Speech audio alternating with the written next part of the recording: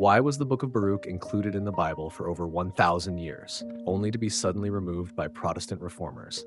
What dangerous truths did they think it contained? In this video, we'll uncover the complete story of this controversial text, from its mysterious origins in Babylonian exile to its explosive contents that challenge everything you thought you knew about biblical prophecy. We'll explore the political intrigue, theological debates, and hidden messages that make Baruch one of the most fascinating and misunderstood books in religious history. But before we dive in, if you're new to this channel, consider hitting that like button and subscribing if you haven't already. Your support means we can continue producing videos like this to help you learn something new or pass the time. Also, let us know where you're watching from and what time it is. We're building a global community here so you can meet like-minded folks from around the world in the comment section down below. So without further ado, let's begin, shall we? The flame flickers against stone walls blackened by fire. Jerusalem lies in ruins, her temples reduced to ash and memory. Among the scattered debris of a once great city, an old man sits hunched over parchment. His weathered hands grip a reed pen, moving slowly across the scroll by lamplight. This is Baruch, scribe to the prophet Jeremiah. The year is 586 BCE, though such dates mean little to those who measure time by catastrophe. The Babylonian army has swept through Judah like a consuming fire, leaving nothing but emptiness in its wake. The Temple of Solomon, that magnificent house of God, now stands as broken stones and bitter smoke. Baruch writes not for kings or priests, but for the broken. Around him, families huddle in the ruins of their homes. Children cry for bread that will not come. Mothers search the rubble for anything that might remind them of better days. The survivors move like ghosts through streets that once rang with merchants' calls and festival songs. The old scribe pauses, his pen hovering over the parchment. What words could possibly capture such devastation? How does one speak to a people who have lost everything? The scroll before him will carry more than ink and reed marks. It will carry the weight of a nation's grief, the echo of their prayers, and perhaps their last hope for meaning in the midst of chaos. Beyond the ruined walls, the road stretches toward Babylon. Soon the survivors will walk that dusty path as captives, leaving behind the only land they have ever known. Their God's promises seem as broken as the stones beneath their feet. Yet Baruch continues to write, his words forming bridges between despair and dawn. The lamp burns lower, casting dancing shadows on the scroll. Each letter forms slowly, deliberately, as if the very act of writing could hold back the darkness that threatens to swallow everything. The old man knows these words will travel far from Jerusalem. They will be read in foreign lands, spoken in strange tongues, preserved by people who have never seen the temple's glory. This is where our story begins, not with triumph or victory, but with the quiet courage of an elderly scribe who chose to write when the world was ending. His book will become a bridge between the Jerusalem that was and the hope that might yet be. More than just words on parchment, it will become a voice for the voiceless, a prayer for the forgotten, and a testament to the power of faith when everything else has crumbled. The story begins long before Baruch takes pen to parchment. To understand his words, we must first grasp the world that shaped them, a world where empires rise and fall like waves against the shore, where small nations struggle to survive in the shadow of great powers. For centuries, the Assyrian Empire had dominated the ancient Near East with an iron grip. Their armies swept across the region like locusts, consuming everything in their path. Cities that dared resist found themselves reduced to rubble. Peoples who opposed their rule simply vanished from history. The Assyrians perfected the art of terror, using fear as their most effective weapon. But even the mightiest empires carry the seeds of their own destruction.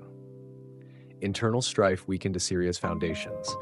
Distant provinces rebelled against crushing taxes and brutal governors. The empire's vast size, once its greatest strength, became an impossible burden. Resources stretched thin across too many frontiers. The center could no longer hold. Into this vacuum stepped Babylon, an ancient city with new ambitions. Under King Nebuchadnezzar II, the Babylonians transformed from regional power to imperial force. They possessed something the declining Assyrians lacked: unity of purpose and the hunger of the rising. Where Assyria ruled through fear alone, Babylon offered a different vision: prosperity through conquest, glory through expansion. The small kingdom of Judah found itself caught between these shifting powers. For generations, they had survived by playing one empire against another, offering tribute to whoever seemed strongest. This delicate balance required careful diplomacy and often uncomfortable compromises. Kings who chose poorly found their throne rooms filled with foreign soldiers. King Zedekiah faced an impossible choice. Babylon demanded complete submission, while Egypt whispered promises of military support. The prophet Jeremiah warned against rebellion, but the king's advisors spoke of national honor and divine protection. The debate raged in palace halls, while enemy armies gathered beyond the horizon. The decision, when it came, sealed Judah's fate. Zedekiah chose defiance over submission, trusting in Egyptian promises that proved as empty as morning mist. The rebellion lasted 18 months. The siege of Jerusalem stretched through seasons of increasing desperation. Food became scarce, then precious, then non-existent. The city's walls, once symbols of strength, became prison bars. When the walls finally fell, the consequences followed with terrible swiftness. The Babylonian army showed no mercy to those who had defied their king. The temple treasures were stripped away, its sacred vessels carried off to foreign lands. The royal family met a fate too harsh to describe in detail. The city's leaders were taken in chains to face judgment in a distant court. But the greatest catastrophe was yet to come.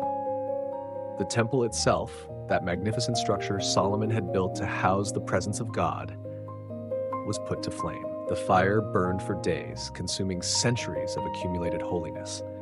When the smoke cleared, only blackened stones remained of the place where heaven had once touched earth. Among the survivors stood Baruch, now an old man who had witnessed the end of everything he held dear. He had served as scribe to Jeremiah, recording the prophet's warnings that few had heeded. Now those warnings had become reality. The disaster Jeremiah had foreseen had fallen upon Jerusalem with crushing force. The survivors faced an uncertain future. Some would be led away to Babylon as captives. Others would scatter to Egypt, Moab, or wherever they could find refuge. The kingdom of Judah, heir to David's promises and Solomon's glory, had ceased to exist. Only memory remained, and even that threatened to fade without someone to preserve it. This is the world that gave birth to Baruch's scroll, a world where the unthinkable had become reality, where the impossible had already happened, where the faithful were left to wonder if God had abandoned them forever. Who was Baruch? Beyond the ruins and the lamplight, behind the careful script and measured words, stands a man whose life bridges two worlds. Baruch ben Neriah emerges from the shadows of history as more than just a scribe. He becomes a witness to the end of an age. His family name tells us much about the world he inhabited. Neriah means lamp of the Lord, suggesting his lineage traced back to faithful servants of the temple. The family held position in Jerusalem's complex social hierarchy, moving in circles where policy was discussed and decisions were made. They were not royalty, but they were not common folk either. They belonged to that crucial middle class that kept kingdoms functioning. Baruch's brother Sariah served as chief quartermaster to King Zedekiah, responsible for the royal household's provisions and travel arrangements. This connection placed Baruch within reach of court intrigue and political maneuvering. He would have witnessed firsthand the debates that shaped Judah's final fateful decisions. The weight of insider knowledge would have pressed heavily on his shoulders. The young Baruch chose a different path than his brother. Rather than seeking advancement in the royal court, he attached himself to Jeremiah, a prophet whose message grew increasingly unwelcome in the halls of power. This choice required courage, for Jeremiah's warnings about coming judgment made him many enemies. Those who associated with him shared his unpopularity. As Jeremiah's scribe, Baruch did more than simply record words. He became the prophet's voice when circumstances prevented direct communication. Ancient scribes were not mere copyists. They were interpreters, editors, and preservers of meaning. They shaped how messages were understood and remembered. Baruch's role placed him at the center of one of history's most important prophetic ministries. The relationship between prophet and scribe grew deeper than professional collaboration. Jeremiah trusted Baruch with his most dangerous messages, including the scroll that condemned King Jehoiakim's policies. When that scroll was burned in the royal brazier, Baruch helped create a second version, adding even stronger warnings. Such actions carried the risk of imprisonment or worse. Tradition suggests Baruch possessed gifts beyond skilled penmanship. Some sources hint at prophetic abilities of his own, though he never claimed the title of prophet. His wisdom was practical rather than visionary, focused on preserving truth rather than revealing new mysteries. He understood that someone had to keep the record straight when the world was falling apart.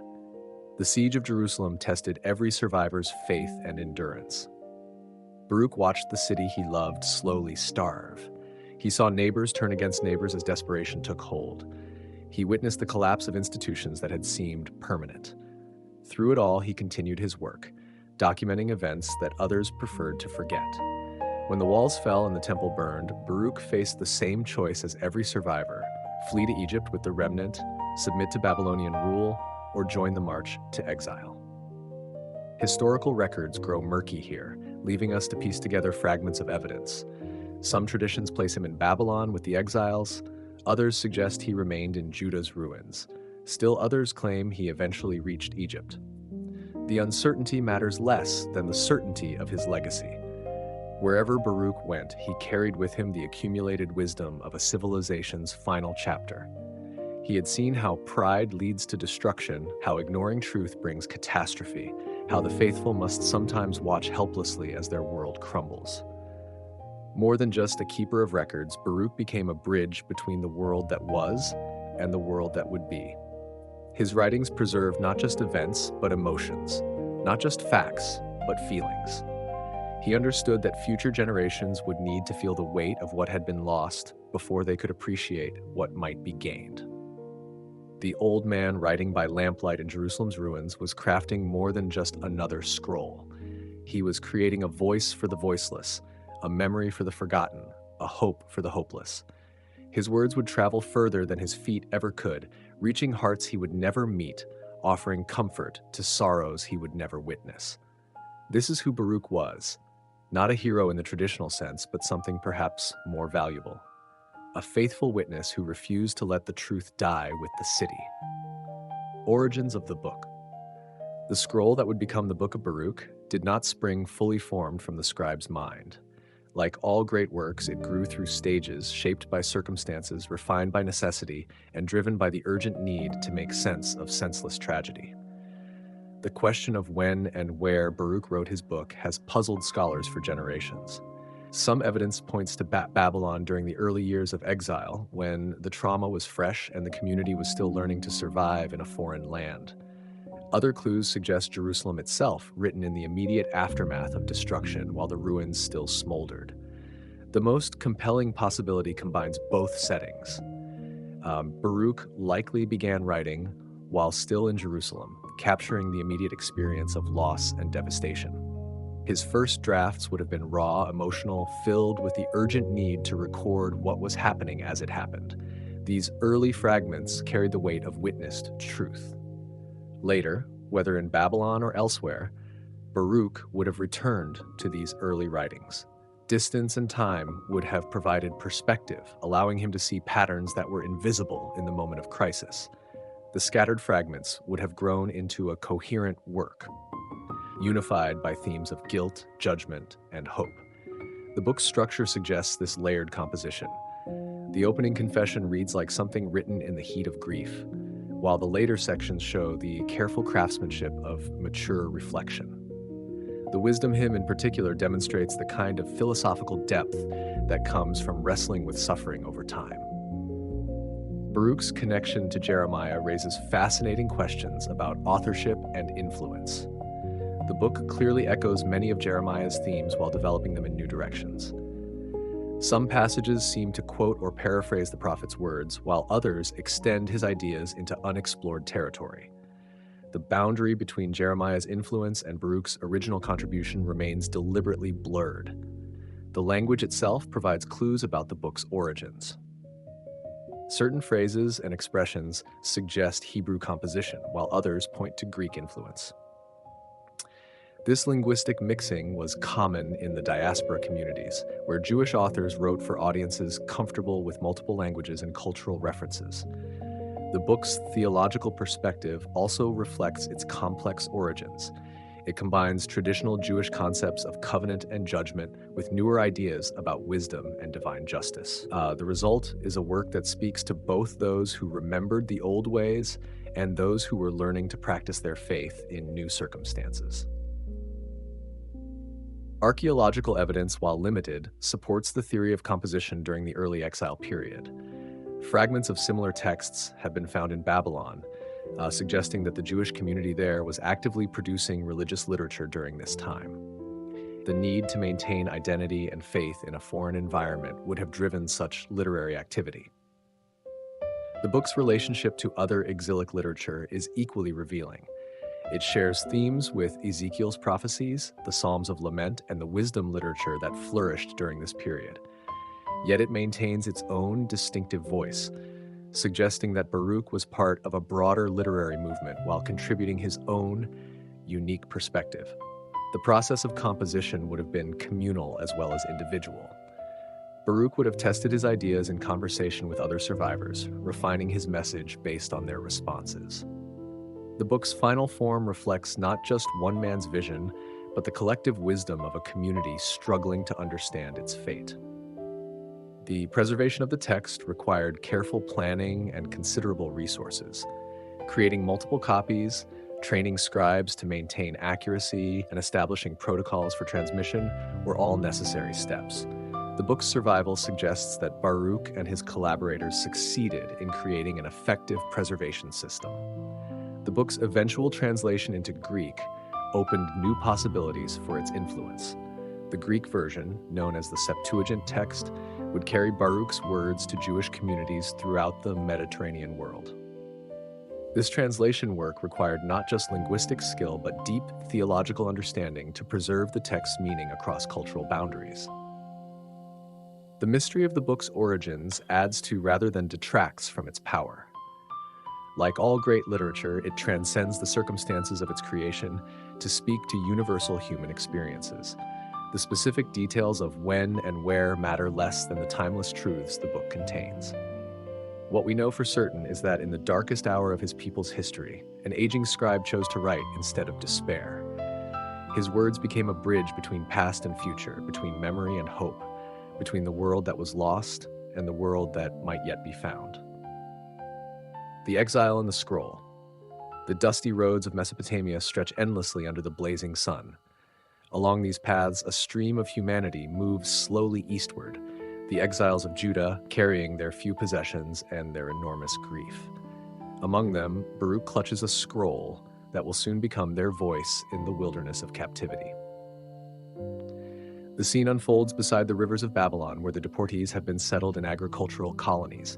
The landscape is alien to eyes accustomed to Jerusalem's hills.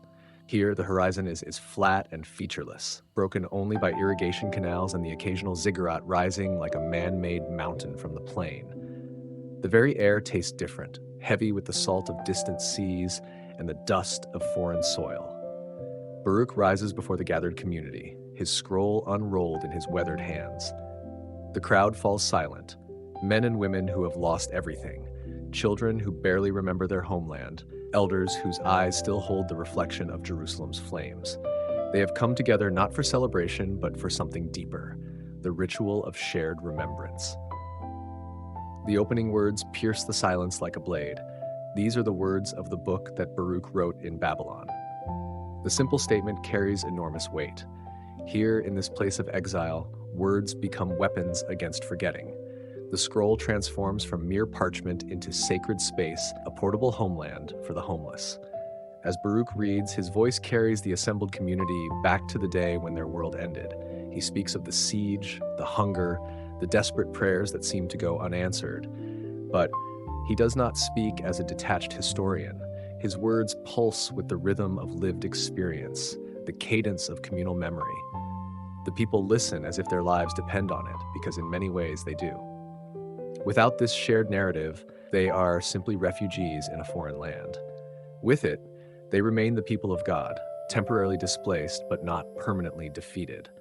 The scroll becomes their charter of identity, their proof of worth, their warrant for hope. Baruch's voice grows stronger as he continues reading. He speaks of their collective failure, their betrayal of the covenant, their stubborn refusal to heed the warnings of prophets. These are difficult words to hear, but they are necessary words. The community must understand their suffering as more than random misfortune. It must be placed within the framework of divine justice. The confession section resonates through the crowd like a physical force. Heads bow in recognition of truth. Tears flow freely as buried guilt rises to the surface. The public acknowledgement of sin becomes a form of cleansing, a necessary step toward healing. The community's wounds are exposed to the light so that healing might begin. Children who have never seen Jerusalem lean forward to catch every word. These stories are becoming their stories, these losses their inheritance. Through Baruch's reading, they are being grafted into a narrative that began long before their birth and will continue long after their death. The scroll is making them part of something larger than themselves. The older exiles nod in recognition as familiar phrases echo through the air. They remember the prophets speaking similar words in Jerusalem's streets. They recall the debates in the temple courts, the warnings that went unheeded, the stubborn pride that led to their current suffering. The scroll is confirming what they already knew, but were afraid to fully acknowledge. As the reading continues, the mood begins to shift. The opening notes of despair give way to something more complex, a harmony that includes both sorrow and hope. Baruch's voice carries them through the darkness of confession toward the first glimmer of dawn. The scroll is not just diagnosing their illness, but prescribing their cure. The community's response is immediate and visceral. Some rock back and forth in ancient rhythms of mourning. Others lift their hands in gestures of supplication. A few break into spontaneous prayer, their voices weaving together with Baruch's reading in a symphony of longing. The scroll has become a catalyst for corporate worship. The power of the moment lies not just in the words themselves, but in the act of communal hearing. These people are not just receiving information, they are participating in a ritual of transformation.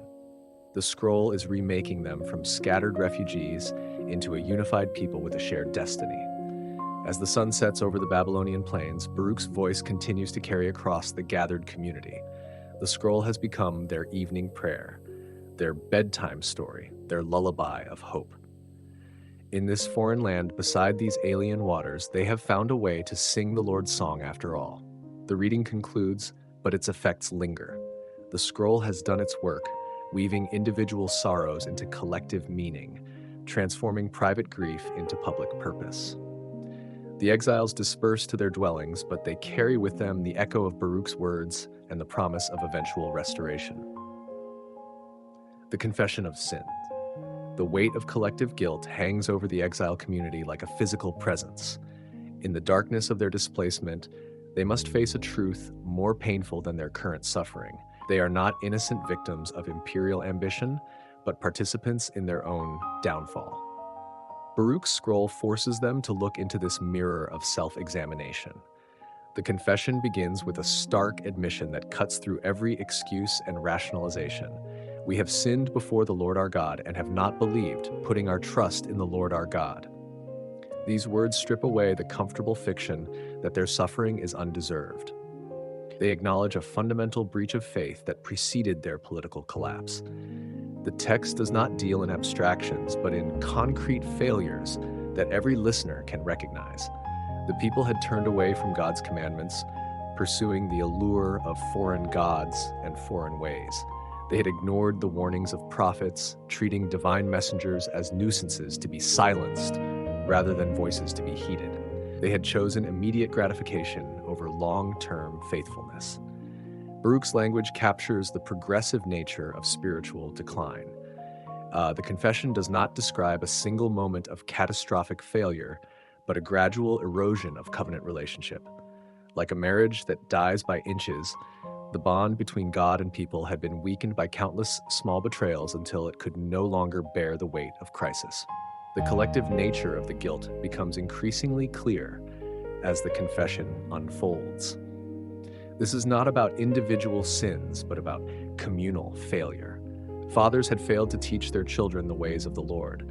Mothers had allowed foreign influences to corrupt their households. Leaders had pursued policies that violated the covenant. Priests had compromised the purity of worship. The entire society had drifted away from its founding principles. The confession acknowledges the justice of their punishment, even as it pleads for mercy.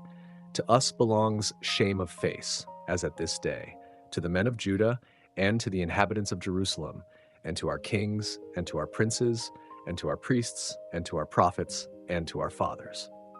The catalog of shame includes every level of society, from the highest to the lowest. The text's emotional power lies in its refusal to minimize the reality of their situation. The exiles are not encouraged to see themselves as martyrs or to blame their suffering on external forces beyond their control. Instead, they are called to acknowledge their own complicity in the events that led to their displacement. This harsh honesty becomes the foundation for genuine repentance. The confession also reveals the theological sophistication of the exile community. They understand that their covenant with God was not merely a political alliance, but a relationship that demanded total loyalty. Their failure was not simply a matter of poor policy choices, but of fundamental unfaithfulness to their calling as God's chosen people. The language of the confession echoes the great prayers of the Hebrew Bible, particularly the Day of Atonement liturgy and the communal laments found in the Psalms. This connection places the exiles' experience within the broader context of Israel's long history of sin and forgiveness. Their current suffering is not unique, but part of a pattern that began with their ancestors. The confession's structure mirrors the stages of genuine repentance. It begins with acknowledgement of wrongdoing, proceeds to acceptance of responsibility, and culminates in an appeal for divine mercy. The progression is logical and emotional, leading the community through the necessary steps of spiritual renewal. The text's treatment of divine justice deserves special attention. The confession does not question God's right to punish covenant violations, but instead marvels at the divine patience that delayed judgment for so long. The Lord our God is righteous in all his works which he does, for we obeyed not his voice. This affirmation of divine justice becomes the basis for hope in divine mercy. The confession also addresses the problem of inherited guilt. The current generation acknowledges that they are suffering for both their own sins and the sins of their fathers. This multi-generational perspective helps explain why their punishment seems so severe and why their restoration will require more than a simple change of behavior. The emotional climax of the confession comes with the recognition that their punishment has achieved its intended purpose. The exile has broken their stubborn pride and opened their eyes to the reality of their condition. They are no longer the people who ignored prophetic warnings and trusted in political alliances. Suffering has taught them lessons that prosperity never could. The confession concludes with a note of desperate hope. Having acknowledged their guilt and accepted their punishment, the community now looks beyond their current suffering to the possibility of restoration. The very act of confession becomes a form of prayer, a reaching out toward a God who has the power to transform even the most hopeless situation.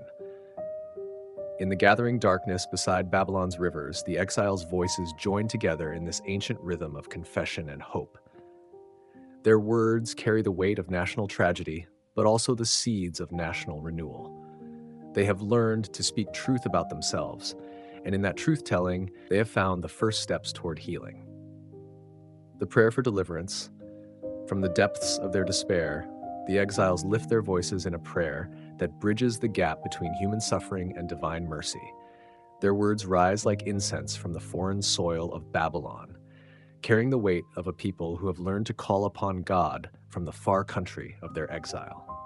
The prayer begins with an acknowledgement of God's enduring power despite their current circumstances.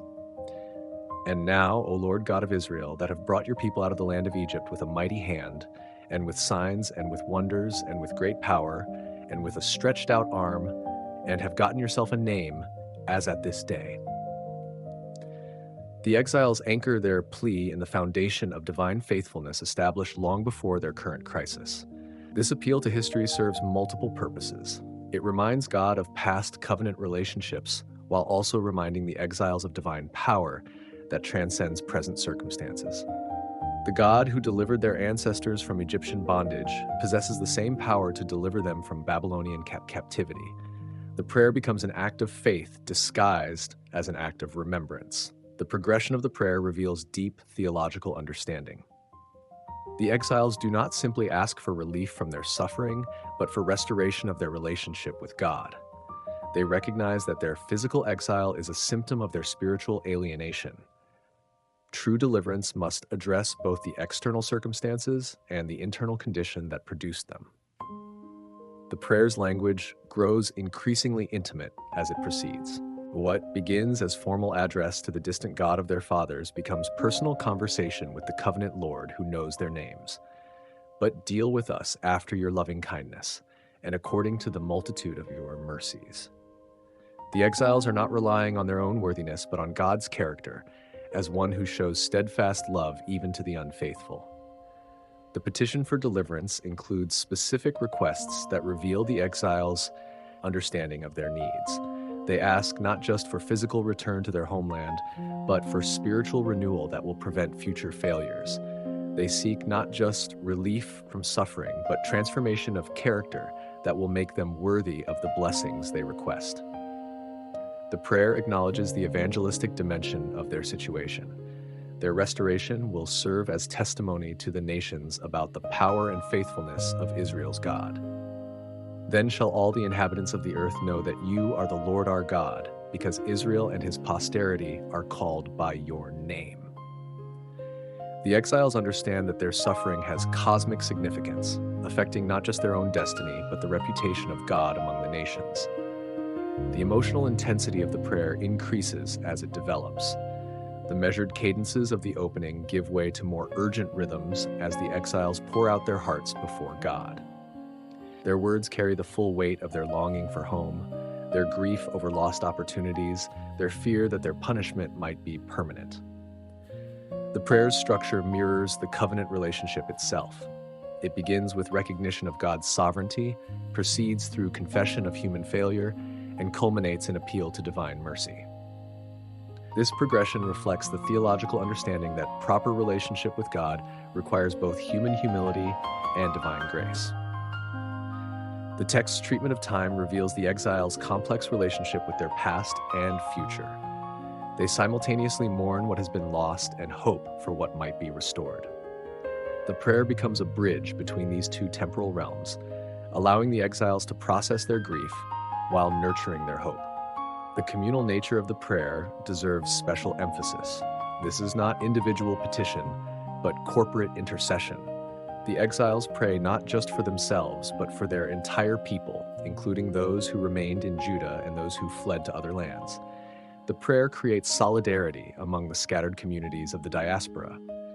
The prayer's theological sophistication appears in its treatment of divine justice and mercy. The exiles do not ask God to ignore their sins or to act as if their punishment were unjust.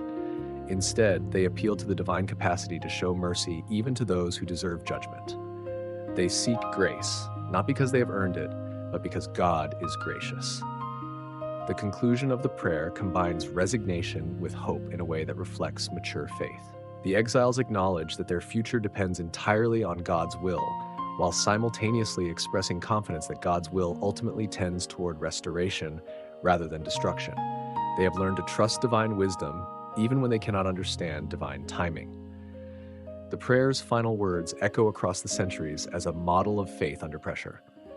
For you, O Lord, sit upon your throne forever, and your memorial unto all generations. The exiles affirm God's eternal sovereignty even from their position of temporary powerlessness. Their prayer becomes an act of worship that transcends their circumstances. In the gathering dusk beside Babylon's waters, the exiles' voices unite in this ancient rhythm of petition and praise. Their prayer carries their deepest longings toward heaven, while anchoring their souls in the unshakable foundation of divine faithfulness. They have learned to hope against hope, to trust beyond reason, to pray with the persistence of those who have nothing left to lose. The Wisdom Hymn. In the midst of their lament and longing, the exiles pause to consider a question that has haunted human hearts since the beginning of time. Where can wisdom be found? Baruch's scroll turns from the immediate concerns of exile to the eternal quest for understanding, offering a meditation that transcends their particular circumstances to address the universal human search for meaning. The hymn begins with a series of rhetorical questions that frame the entire discussion. Who has gone up into heaven and taken her and brought her down from the clouds? Who has gone over the sea and found her and will bring her for pure gold? The questions establish the scope of the search. Wisdom is not hidden in some remote corner of the earth, but transcends all earthly boundaries. The text systematically eliminates the places where wisdom might be expected to reside. The mighty rulers of the earth, despite their power and resources, do not possess it. The wealthy merchants, despite their far-reaching trade networks, have not discovered it in their travels. The scholars and philosophers, despite their learning and cleverness, have not captured it in their systems of thought. The hymn's poetic structure reinforces its theological message. Each stanza builds on the previous one, creating a mounting sense of the impossibility of finding wisdom through human effort. The cumulative effect is to drive the listener toward the inevitable conclusion that wisdom must come from beyond the human realm. The description of Earth's rulers carries particular poignancy for the exiles. They have witnessed the fall of mighty kingdoms and the humiliation of proud kings. The Babylonian Empire, despite its current dominance, will eventually follow the same path as Assyria and all the other powers that have risen and fallen throughout history. Earthly wisdom proves temporary and fragile. The merchants mentioned in the hymn represent the cosmopolitan culture of the ancient world. These traders traveled the known world, connecting distant civilizations and accumulating vast knowledge about different peoples and customs. Yet, for all their experience and sophistication, they have not discovered the secret of true wisdom. The hymn's treatment of the powerful and wealthy reflects the exiles' own experience of the limitations of human resources. They have seen how quickly circumstances can change, how swiftly the mighty can fall, how suddenly wealth can disappear. Their own displacement has taught them that security cannot be found in any human institution or achievement. The search for wisdom becomes increasingly desperate as the hymn progresses. The text surveys the entire created order, from the highest heaven to the deepest sea, from the most remote wilderness to the most civilized city. Yet everywhere, the search comes up empty. Wisdom remains elusive, tantalizingly close, yet impossibly distant. The emotional tone of the hymn shifts as it approaches its climax. The initial confidence of the search gives way to a growing sense of frustration and despair. The very comprehensiveness of the search serves to emphasize its futility. Human beings, despite their intelligence and determination, cannot grasp the wisdom they desperately need. The hymn's turning point comes with the recognition that wisdom belongs to God alone, but He knows the way thereof and He knows the place thereof. The transition from human searching to divine knowledge is marked by a shift in the text's rhythm and tone. The frantic quest gives way to calm affirmation of divine sovereignty.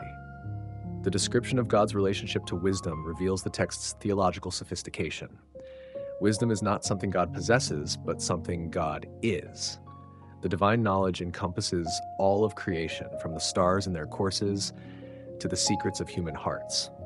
This omniscience is not abstract but personal, not distant, but intimately involved in the affairs of the world. The hymn's climax comes with the identification of wisdom with God's law. This is the book of the commandments of God and the law that endures forever. The abstract philosophical quest suddenly becomes concrete and practical. Wisdom is not hidden in some remote realm, but has been revealed in the covenant relationship between God and Israel. The exiles' situation gives special poignancy to this identification. They have been separated from the temple and the regular observance of the law, yet the law itself remains with them. Their exile from the land need not mean exile from wisdom.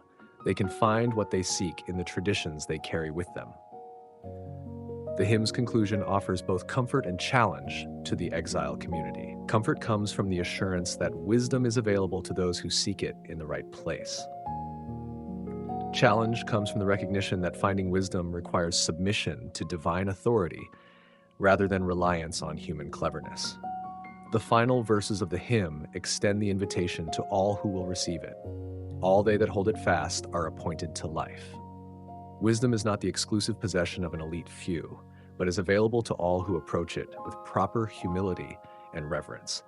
The exiles, despite their current circumstances, have access to the same wisdom that has guided their ancestors throughout history. In the fading light of the Babylonian evening, the exiles ponder these words about wisdom's hiding place. They have learned through suffering what prosperity never taught them, that true understanding comes not from human achievement, but from divine revelation. Their exile has become a school of wisdom, their displacement a classroom of divine instruction. The call to hope. The darkness of exile begins to lift as Baruch's scroll turns toward the light of promise. After the long night of confession and lamentation, the first rays of dawn break across the horizon of hope. The voice that has spoken of judgment now speaks of restoration. The words that have diagnosed disease now prescribe healing. The call to hope begins with a direct address to Jerusalem, personified as a grieving mother who has lost her children. Take off the garment of your mourning and affliction, O Jerusalem, and put on the comeliness of the glory that comes from God forever. The image is deeply moving. A woman who has worn black for her dead children is invited to exchange her funeral clothes for wedding garments. The metaphor carries profound theological significance. Jerusalem's suffering is not permanent, but temporary, not a final verdict, but a passing judgment. The city that has been stripped of its glory will be reclothed with divine splendor. The transformation will be complete, affecting not just external circumstances, but the very nature of the city's identity. The scope of the restoration extends beyond Jerusalem to encompass the entire scattered people, for God will show your splendor everywhere under heaven. The promise is not limited to those who remained in the land, but includes all the exiles, wherever they may be. The diaspora will be gathered, the scattered will be brought home, the separated will be reunited. The call to hope transforms the exiles' understanding of their current situation. What appears to be abandonment is revealed as preparation. What seems like punishment is shown to be purification. What feels like the end is demonstrated to be a new beginning. The exile, painful as it is, serves a larger purpose in God's plan for restoration. The text's imagery grows increasingly triumphant as it develops. Mountains will be made low to ease the journey home. Valleys will be filled to create smooth paths. The very landscape will be transformed to accommodate the returning exiles. Nature itself will cooperate in the great work of restoration. The description of the return journey carries echoes of the original Exodus from Egypt. Just as God led their ancestors through the wilderness with pillars of cloud and fire, so God will guide the exiles home with divine protection and provision. The second Exodus will surpass the first in glory and magnificence. The call to hope addresses not just the physical aspects of restoration, but the emotional and spiritual dimensions as well. The exiles will return not as defeated refugees, but as triumphant pilgrims.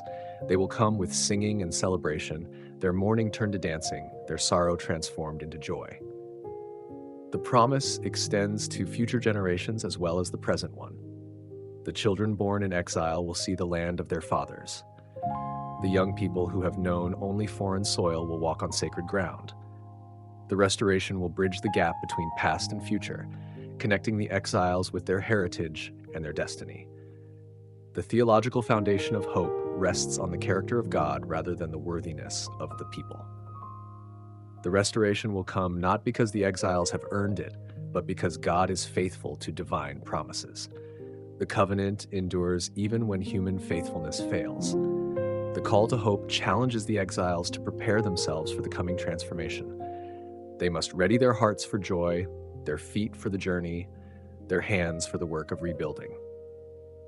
The passive suffering of exile must give way to the active preparation for return. The text's treatment of time reveals the complexity of hope in the midst of suffering. The restoration is both immediate and distant, already begun and yet to come. The exiles must learn to live in the tension between promise and fulfillment, between vision and reality. The call to hope concludes with a vision of Jerusalem restored to surpassing glory. The city will be rebuilt with precious stones, its walls constructed of jewels, its gates fashioned from gold. The hyperbolic language conveys the impossibility of describing the restoration in ordinary terms. In the growing darkness beside Babylon's streams, the exiles hear these words of hope and feel their hearts lift within them. The scroll has carried them through the valley of despair to the mountain of vision. They are no longer simply refugees waiting for death, but pilgrims preparing for home. Historical setting: Babylon and diaspora. The great city of Babylon stretches along the Euphrates River, like a testament to human ambition and divine favor. Its massive walls rise from the Mesopotamian plain, enclosing a world of wonders that dazzle visitors from across the known world. For the Jewish exiles, this magnificent metropolis becomes both prison and school, challenge and opportunity. The city's most striking feature dominates the skyline, the Tower of Babel, reconstructed as the Great Ziggurat of Marduk. Its stepped levels climb toward heaven, each platform decorated with glazed bricks in brilliant blues and yellows. To the exiles, this monument represents everything they have been taught to reject: the human desire to reach divinity through architectural achievement. The Hanging Gardens, one of the world's 7 wonders, cascade down terraced levels in defiance of the desert climate. King Nebuchadnezzar built them for his homesick wife, a gesture that the exiles understand with painful intimacy. They too long for the familiar landscapes of their homeland, the hills of Judah, the olive groves of their fathers. The Ishtar Gate opens onto the city's sacred processional way, its walls decorated with images of dragons and bulls in vibrant relief. During religious festivals, these streets fill with crowds celebrating gods whose names the exiles are forbidden to speak. They watch from the sidelines, observers of a religious world they cannot join. The palace complex sprawls across hundreds of acres, housing the vast bureaucracy that administers the empire. Here, Jewish exiles find employment as scribes, accountants, and advisors. Their education and literacy make them valuable to Babylonian administrators who need skilled personnel to manage their far-flung territories. The canal system that brings life to this desert civilization fascinates and troubles the exiles in equal measure. The engineering represents human ingenuity at its finest, yet it also symbolizes the Babylonian mastery over nature that seems to challenge divine sovereignty.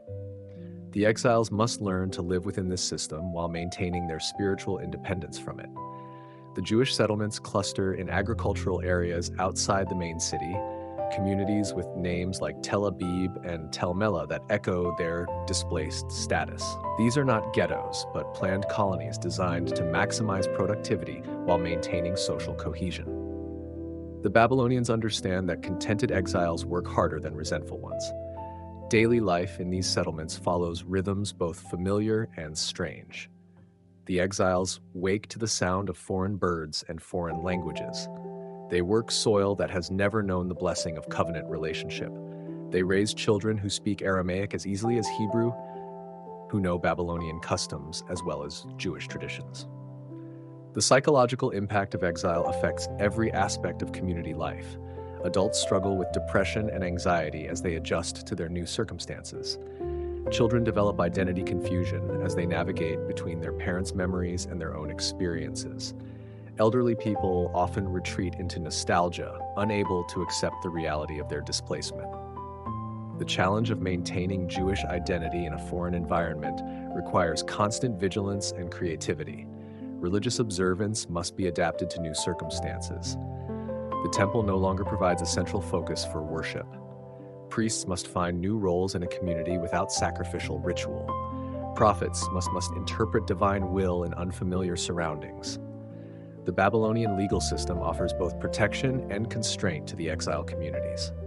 The empire's tolerance for diverse religious practices allows the Jews to maintain their distinctive customs. However, the ultimate authority rests with Babylonian officials who may not understand or sympathize with Jewish concerns. Economic opportunities abound in this prosperous empire. The exiles' skills in administration, trade, and craftsmanship open doors to advancement and wealth. Some embrace these opportunities enthusiastically, while others worry about the spiritual cost of too much success in a foreign land. The empire's cosmopolitan character exposes the exiles to ideas and practices from across the known world. Persian religious concepts, Greek philosophical traditions, and Egyptian wisdom literature all find their way into Babylonian intellectual circles. The exiles must discern which of these influences can be safely absorbed and which must be rejected. The rise of synagogue worship during this period responds to the absence of the temple. These local gathering places become centers not just for prayer, but for education, legal proceedings, and community decision-making. The institution that emerges will outlast the empire that necessitated its creation. The preservation of sacred texts becomes a crucial priority for the exile communities. Scribes work tirelessly to copy and preserve the writings that connect them to their past. The oral traditions that supplement written texts are carefully maintained and transmitted to the next generation. The question of return haunts every exile household. Should they prepare for permanent settlement in Babylon or maintain their focus on eventual restoration to Judah? Different families make different choices, creating tensions within the community between those who adapt and those who resist adaptation. The emergence of apocalyptic literature during this period reflects the community's need to understand their suffering within a cosmic framework. Works like Daniel and Ezekiel offer visions of divine intervention that will vindicate the faithful and restore the covenant people to their proper place in history. The development of Jewish law during the exile period addresses practical questions that arise in diaspora life. How should ritual purity be maintained without the temple? What constitutes proper Sabbath observance in a foreign land?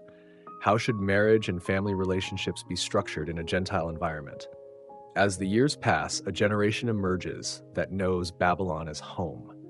These young people speak the language fluently, understand the culture intuitively, and form friendships across ethnic boundaries. Their relationship to the exile experience differs fundamentally from that of their parents and grandparents.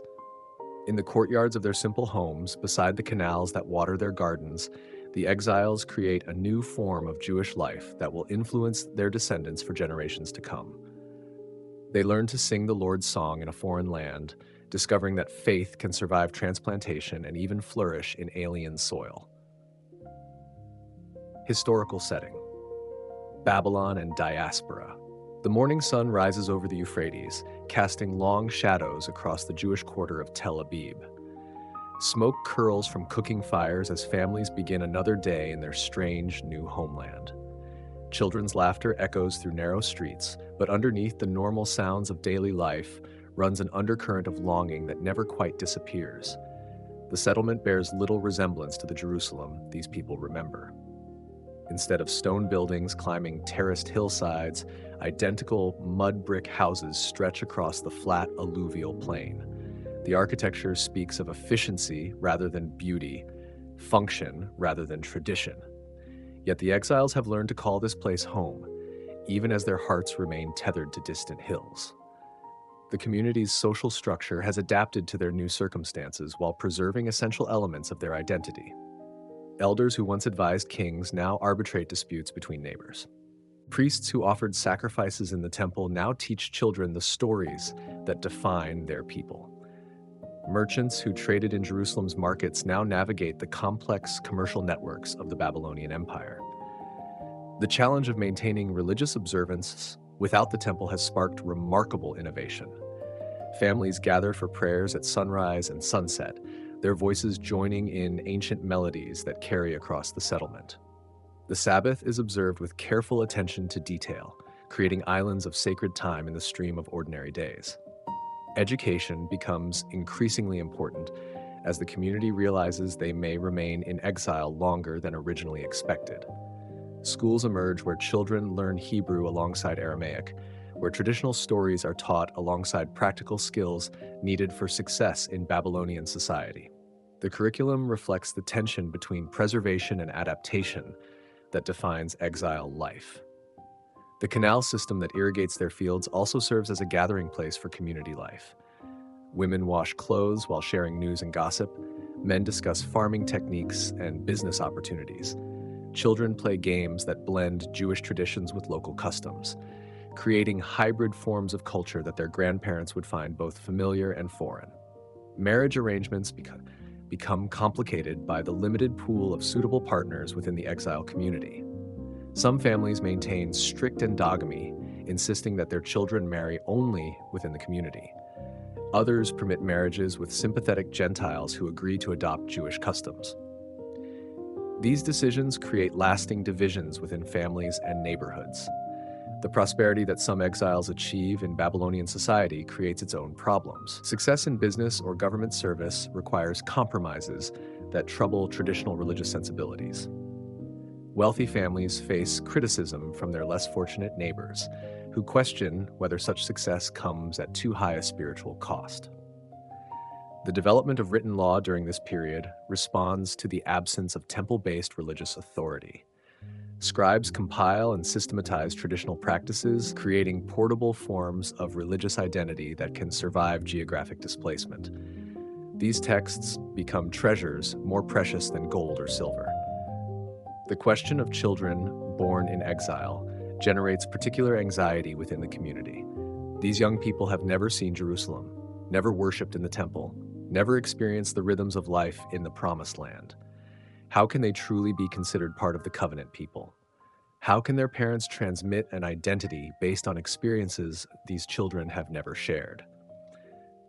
The aging of the original exile generation creates urgency about the preservation of memory. The men and women who witnessed Jerusalem's destruction grow fewer each year. Their first-hand accounts of the homeland become increasingly precious to a community that fears the loss of authentic connection to their past. Intermarriage with the local population accelerates as the years pass, despite community efforts to prevent it. Young people who work alongside Babylonian colleagues develop romantic attachments that cross ethnic and religious boundaries.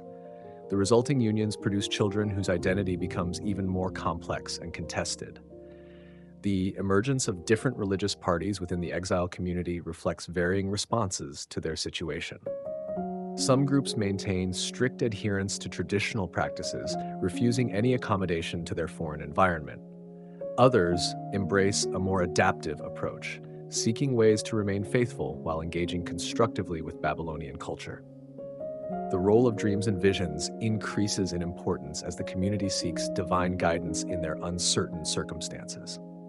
Individuals who claim to receive prophetic communications attract followings among those hungry for reassurance about their future.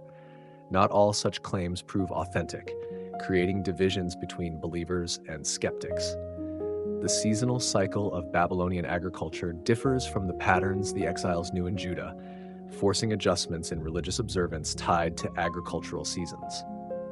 Festivals that once celebrated Palestinian harvests must be adapted to Mesopotamian conditions. The changes feel like further erosion of their authentic identity. Trade connections with other Jewish communities scattered throughout the empire provide emotional and practical support.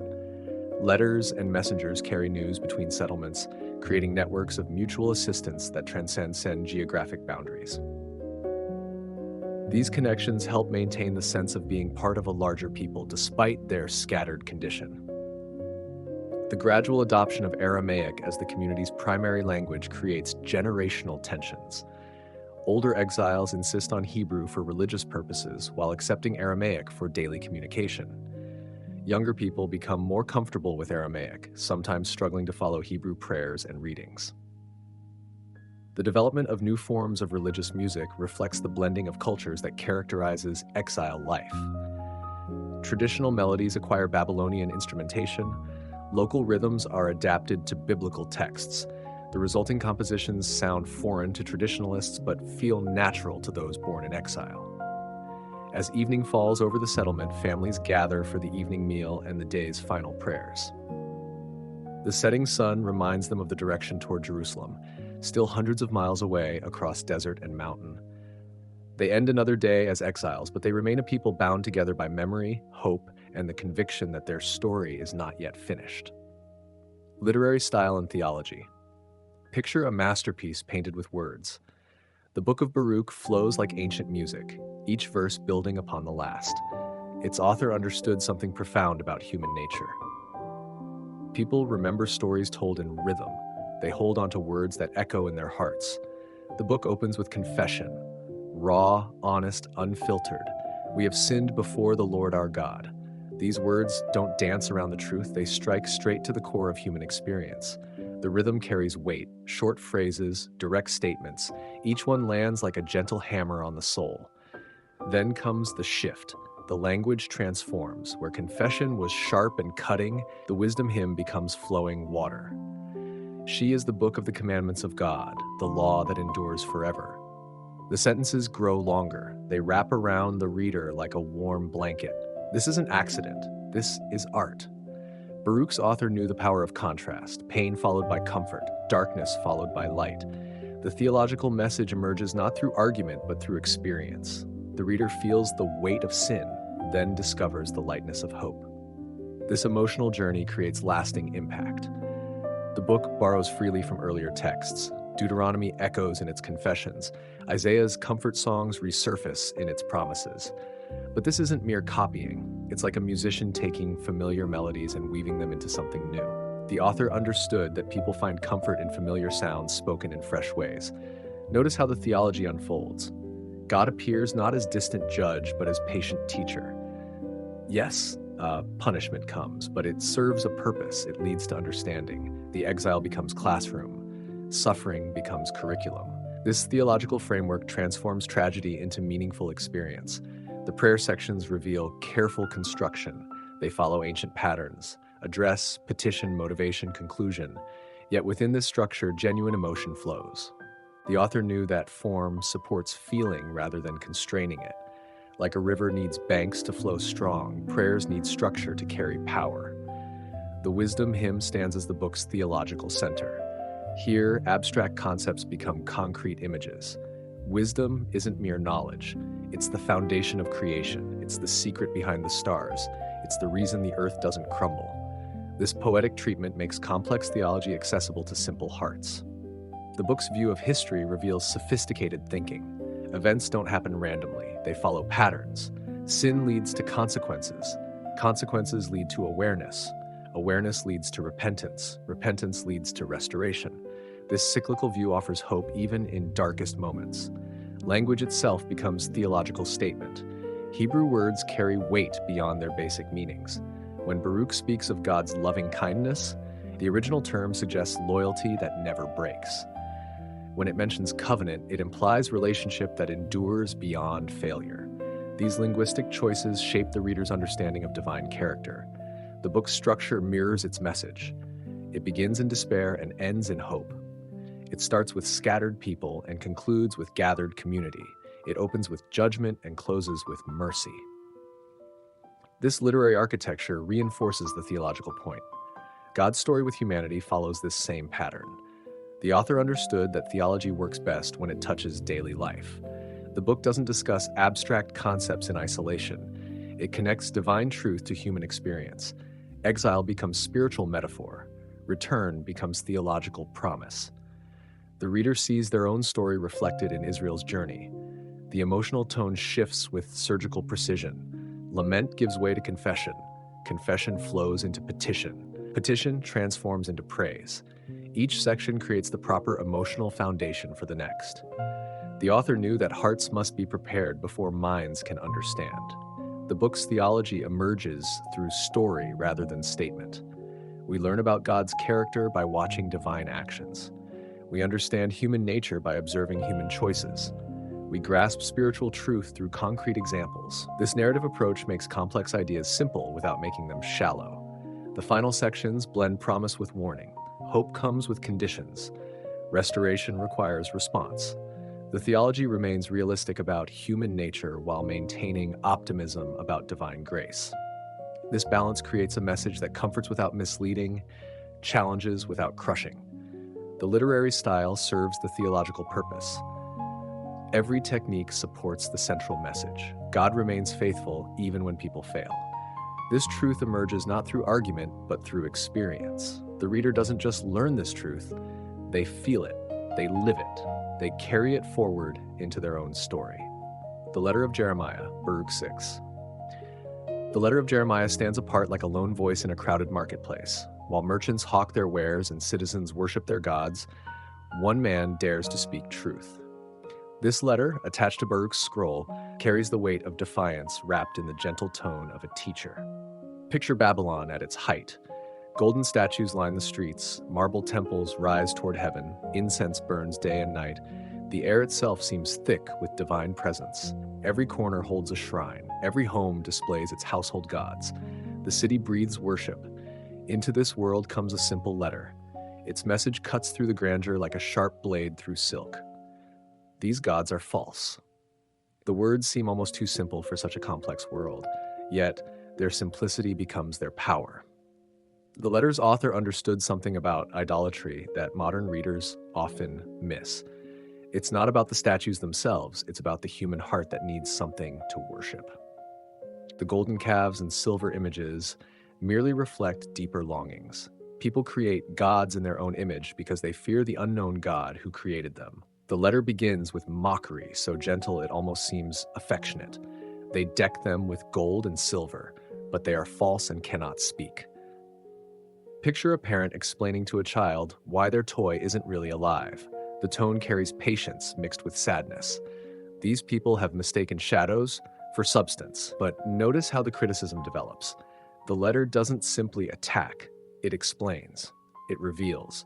It shows how these gods fail at the most basic level. They can't protect themselves from rust and decay. They can't move when their temples catch fire. They can't speak when their worshippers cry out in need. The letter structure follows a careful pattern. Each section builds on the previous one. First comes the basic absurdity. Gods who need human care can't provide divine help. Then comes the deeper critique. These gods reflect human fears rather than divine truth. Finally comes the positive message. The real God needs no statues because divine presence fills all space. The author knew the power of specific examples. Temple prostitutes profit from worship. Priests steal offerings meant for gods. Craftsmen sell religious art like any other merchandise. These concrete details make abstract arguments real. The reader sees through the religious facade to the human reality beneath. The letter's treatment of fear reveals sophisticated psychology. People worship idols, not from love, but from terror. They fear what might happen if they don't appease the gods. They fear their neighbor's judgment if they don't conform. They fear the unknown consequences of standing alone. The letter addresses these fears directly, but the letter offers more than criticism. It provides alternative vision. Instead of many gods competing for attention, imagine one God who needs no competition. Instead of divine beings who demand constant service, picture divine love that serves others. Instead of gods who threaten punishment, consider God who promises protection. The letter's view of history challenges conventional wisdom. Most people see Babylon's success as proof of divine favor. The letter suggests the opposite. Success built on false foundations ultimately crumbles. The mighty empire that seems permanent today will become tomorrow's ruins. This perspective offers hope to powerless exiles. The section on divine judgment carries particular weight. The letter doesn't threaten immediate punishment. Instead, it points to longer patterns. Nations that trust in false gods eventually face reality. Their illusions can't protect them from consequences. Their gods can't save them from themselves. The letter's treatment of ritual reveals deep understanding. It doesn't condemn all ceremony. It distinguishes between empty ritual and meaningful worship. The problem isn't the form, but the heart behind it. Genuine worship transforms the worshiper. False worship leaves them unchanged. The emotional tone shifts as the letter progresses. Initial mockery gives way to sadness. Sadness transforms into urgency. Urgency becomes invitation. The author wants readers to escape their illusions, not to humiliate them, but to free them. The letter's conclusion offers practical guidance. How should people respond to cultural pressure? How can they maintain faith in hostile environments? How do they distinguish between social conformity and genuine worship? These questions remain relevant across centuries. The letter's placement at the end of Baruch creates powerful closure.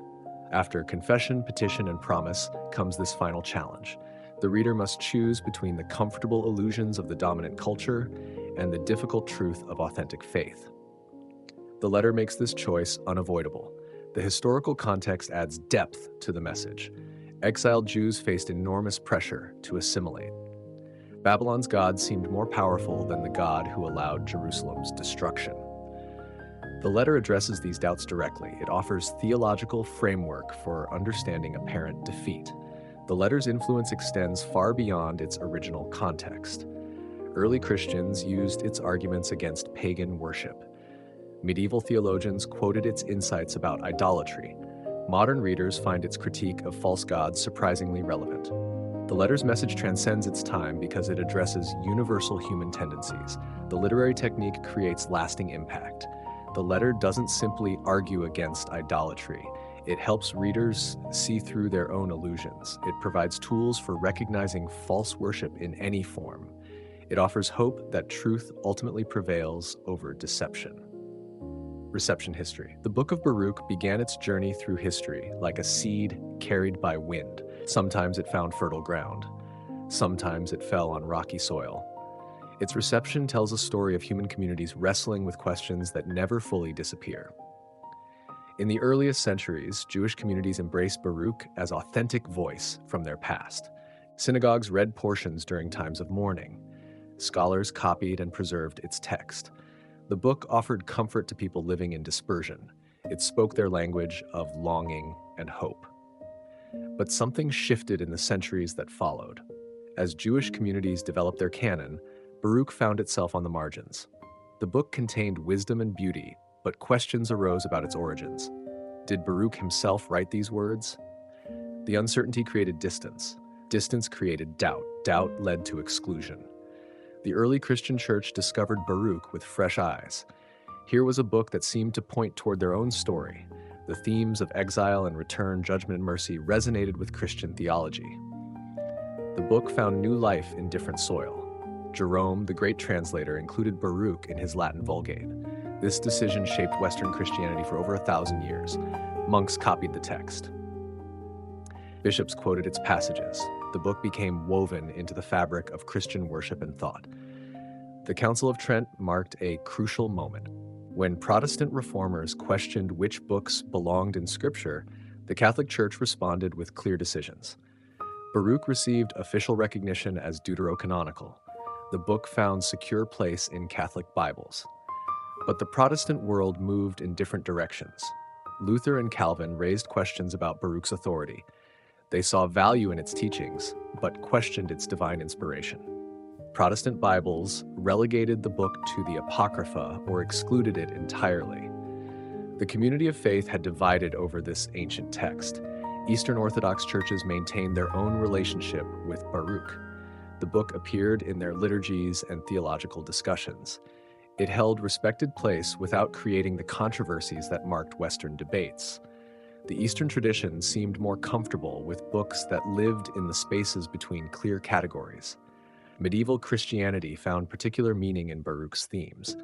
The book's treatment of exile resonated with communities that often felt displaced. Its call to repentance aligned with Christian emphasis on confession. Its promise of restoration offered hope to people living in difficult times. The Renaissance brought new approaches to ancient texts. Humanist scholars examined Baruch with fresh analytical tools.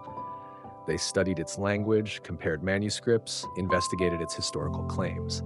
This scholarly attention brought both appreciation and skepticism. The Reformation debates revealed deeper questions about religious authority. Who decides which books carry divine authority? How do communities determine authentic revelation? Baruch became a case study in these larger questions. The book's reception reflected broader theological divisions. The Counter-Reformation saw Catholic scholars defending Baruch with renewed vigor.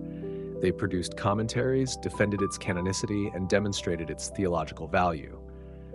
The book became symbol of Catholic commitment to broader biblical canon. Protestant scholarship took different approaches. Some scholars studied Baruch as historical document without accepting its divine authority. Others found spiritual value while maintaining theological reservations. The book occupied complex space in Protestant thought. The modern period brought new tools for understanding ancient texts. Scholars could analyze Baruch's language more precisely. They could trace its historical development. They could compare it with other ancient literature. This research deepened appreciation for the book's literary and theological achievements. The ecumenical movement of the 20th century created new opportunities for dialogue. Scholars from different traditions began collaborating on biblical studies. Baruch benefited from this cooperation. The book found readers across denominational lines. Vatican II encouraged Catholic engagement with biblical scholarship. This opened new avenues for understanding Baruch's place in Christian tradition. The book received fresh attention from Catholic scholars who brought modern methods to ancient text. Protestant biblical scholarship gradually developed more nuanced approaches to deuterocanonical books. While maintaining their canonical decisions, Protestant scholars began appreciating these texts as valuable sources for understanding ancient Judaism and early Christianity. Jewish scholarship experienced its own renaissance in the modern period. Scholars began re-examining texts that had been marginalized in earlier centuries. Baruch found new appreciation among Jewish readers who saw its value for understanding their ancestors' experiences. The Holocaust created new contexts for reading Baruch. The book's themes of exile and persecution resonated with Jewish communities that had experienced unprecedented trauma. Its message of eventual restoration offered hope to survivors rebuilding their lives. Contemporary scholarship approaches Baruch with sophisticated methods.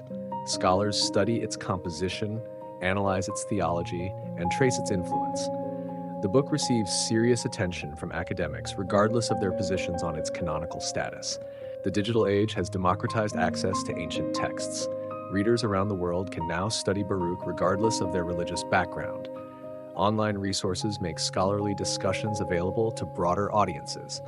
The book's influence continues to expand. Modern liturgical movements have rediscovered Baruch's worship potential. Some churches incorporate its prayers into contemporary services. Its themes of confession and hope speak to modern spiritual needs. The book finds new life in unexpected places. The book's reception history reveals how communities interpret their past. Each generation finds different meanings in the same ancient words. Each tradition emphasizes different aspects of the book's message. This diversity reflects the richness of human response to sacred text. Legacy in art, liturgy, and thought. The Book of Baruch left footprints across the landscape of human creativity. Like water flowing through different channels, its influence took many forms. Artists found inspiration in its images. Composers set its words to music. Thinkers drew from its wisdom. The book became more than text, it became living tradition. Medieval illuminated manuscripts preserved Baruch's words with golden ink and brilliant colors. Scribes decorated its pages with intricate borders. They painted miniatures showing Baruch writing by lamplight. These artistic choices revealed how communities understood the book's significance. The visual beauty reflected the text's spiritual value. Cathedral builders incorporated Baruch's themes into stone and glass. Rose windows depicted scenes of exile and return. Carved portals showed figures weeping and rejoicing. The book's emotional journey found expression in architectural form. Worshippers entering these sacred spaces encountered Baruch's message before hearing its words. The book's prayers entered Christian liturgy through multiple channels. Monastic communities incorporated portions into their daily offices. Parish churches used its language in seasons of repentance. The text's rhythm matched the rhythm of worship. Its words became vehicles for community prayer. The letter of Jeremiah found particular liturgical life. Its denunciation of false gods served preaching needs. Clergy quoted its passages during times of moral crisis. The letter's clear message made it valuable for teaching purposes. Its relevance seemed to transcend its ancient context. Renaissance artists discovered new possibilities in Baruch's imagery. Painters depicted the prophet in moments of divine inspiration. Sculptors carved his figure into church facades.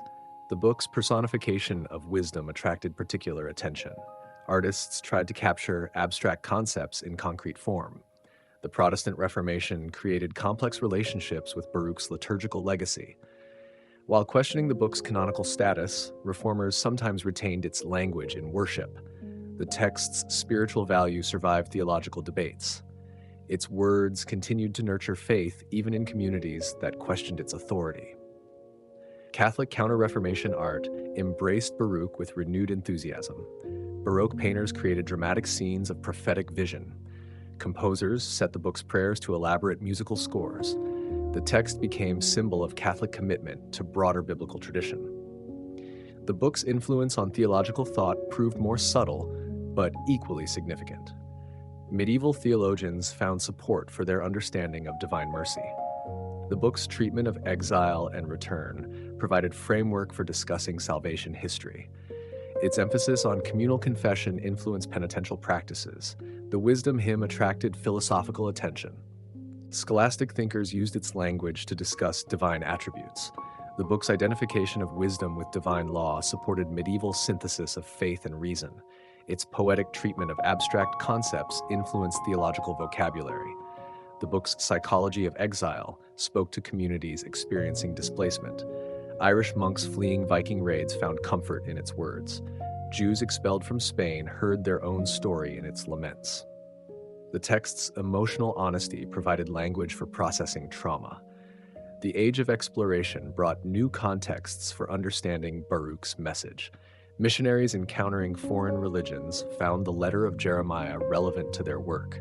The book's critique of idolatry seemed to address contemporary challenges, its ancient wisdom applied to modern situations. The Enlightenment brought new appreciation for Baruch's literary achievements. Scholars recognized its poetic sophistication. They analyzed its use of biblical tradition. The book gained respect as an example of ancient Jewish literature, even among readers who questioned its religious authority. Romantic artists found inspiration in Baruch's emotional intensity. Poets echoed its language of longing and hope. Painters depicted its scenes of communal mourning. The book's combination of individual and collective experience appealed to romantic sensibilities. The book's treatment of collective guilt influenced modern discussions of social responsibility. Its emphasis on communal confession provided language for addressing historical injustices. The text's balanced approach to judgment and mercy offered model for moral reflection. Modern liturgical renewal movements rediscovered Baruch's worship potential. The book's prayers found new life in contemporary services. Its themes of confession and hope spoke to modern spiritual needs. The text proved surprisingly adaptable to different worship styles. The book's influence on hymnody deserves special attention. Composers throughout the centuries set its words to music. The text's rhythm and imagery lent themselves to musical interpretation. Many hymns trace their origin to Baruch's prayers, even when this connection remains unrecognized. The book's treatment of wisdom influenced educational philosophy. Its personification of divine knowledge as accessible truth appealed to educators. The text suggested that wisdom could be found rather than simply learned. This perspective shaped approaches to religious education. Contemporary art continues to find inspiration in Baruch's themes. Modern artists create installations exploring exile and return. Composers write pieces based on the book's emotional journey. The text's relevance to contemporary experience keeps it alive in creative consciousness. The book's influence on political thought proved more indirect but still significant. Its vision of divine justice influenced concepts of legitimate authority. Its critique of false worship provided language for challenging corrupt power. The text's hope for restoration inspired movements for social change. The digital age has created new possibilities for experiencing Baruch's legacy. Online galleries display centuries of art inspired by the book.